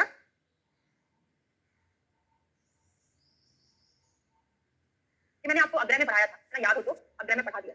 मृदिका कैसी होती है? द्राक्षा मीठा होता है ना, तो ब्रह्मणी दृश्य मधुरास्निग्ध शीतला, बहुत शीतल होता है, दृश्य होता है, ब्रह्म कराने वाला होता है और मीठा होता है। खजूर कैसा होता है? खजूर छुहारा ना, बड़ा सा रहता है खजूर, वो किन गुणों वाला होता है? तो मधुरम ब्रह्मणम रसम खजूरम गुरु शीतलम, जो हम खजूर खाते हैं, पिंड खजूर वाला खजूर जो बड़ा सा रहता है द्राक्षा, वो कैसा रहता है? द्राक्षा नहीं बोलते इसको, खजूर ही बोलते, छुहारा, शीतल होता है, गर्म नहीं होता भाई, वो ठंडा होता है ना। ब्रह्मण वर्ष तो कराएगा भी, ड्राई फ्रूट्स में आता है। छह अभी खाते दाहिता बात पित्तम तब तब इतना ही याद कर लो, बात पित्त में हितकारी होता है और ठंडा होता है। गर्म ठंडा बस याद कर लो, काम चल जाएगा। फल्गु मतलब अंजीर, बहुत बेकार लगता है अंजीर, सभी ने खा के देखा होगा कैसा रहता है? ये ठंडा रहता है, ये भी शीतल होता है, लेकिन विस्टम भी होता है, हैवी होता है। आपने देखा होगा जितने भी ड्राई फ्रूट्स होते हैं उनको खाना खाने के बाद भूख नहीं लगती, क्योंकि वो बहुत हैवी होते हैं। ये भी गुरु है, ये भी गुरु है। फल्गु अगर आप ज्यादा खाओगे ये क्या करेगा? कॉन्स्टिपेशन कराने वाला होता है ना, कॉन्स्टिपेशन कराएगा तो कैसा होता है? ठंडा होता है, विस्टम भी होता है। आम्रा तक याद नहीं करना है, परुषक नहीं याद करना है। अब आ जाइए पारावत, अमरूद को पारावत भी बोलते हैं। जो आप अमरूद खाते हो, अच्छा आपको अच्छा लगता है, मुझे बिल्कुल अच्छा नहीं लगता, अखरोट और अंजीर अच्छे नहीं लगते, लेकिन बहुत फायदेमंद भी होते हैं।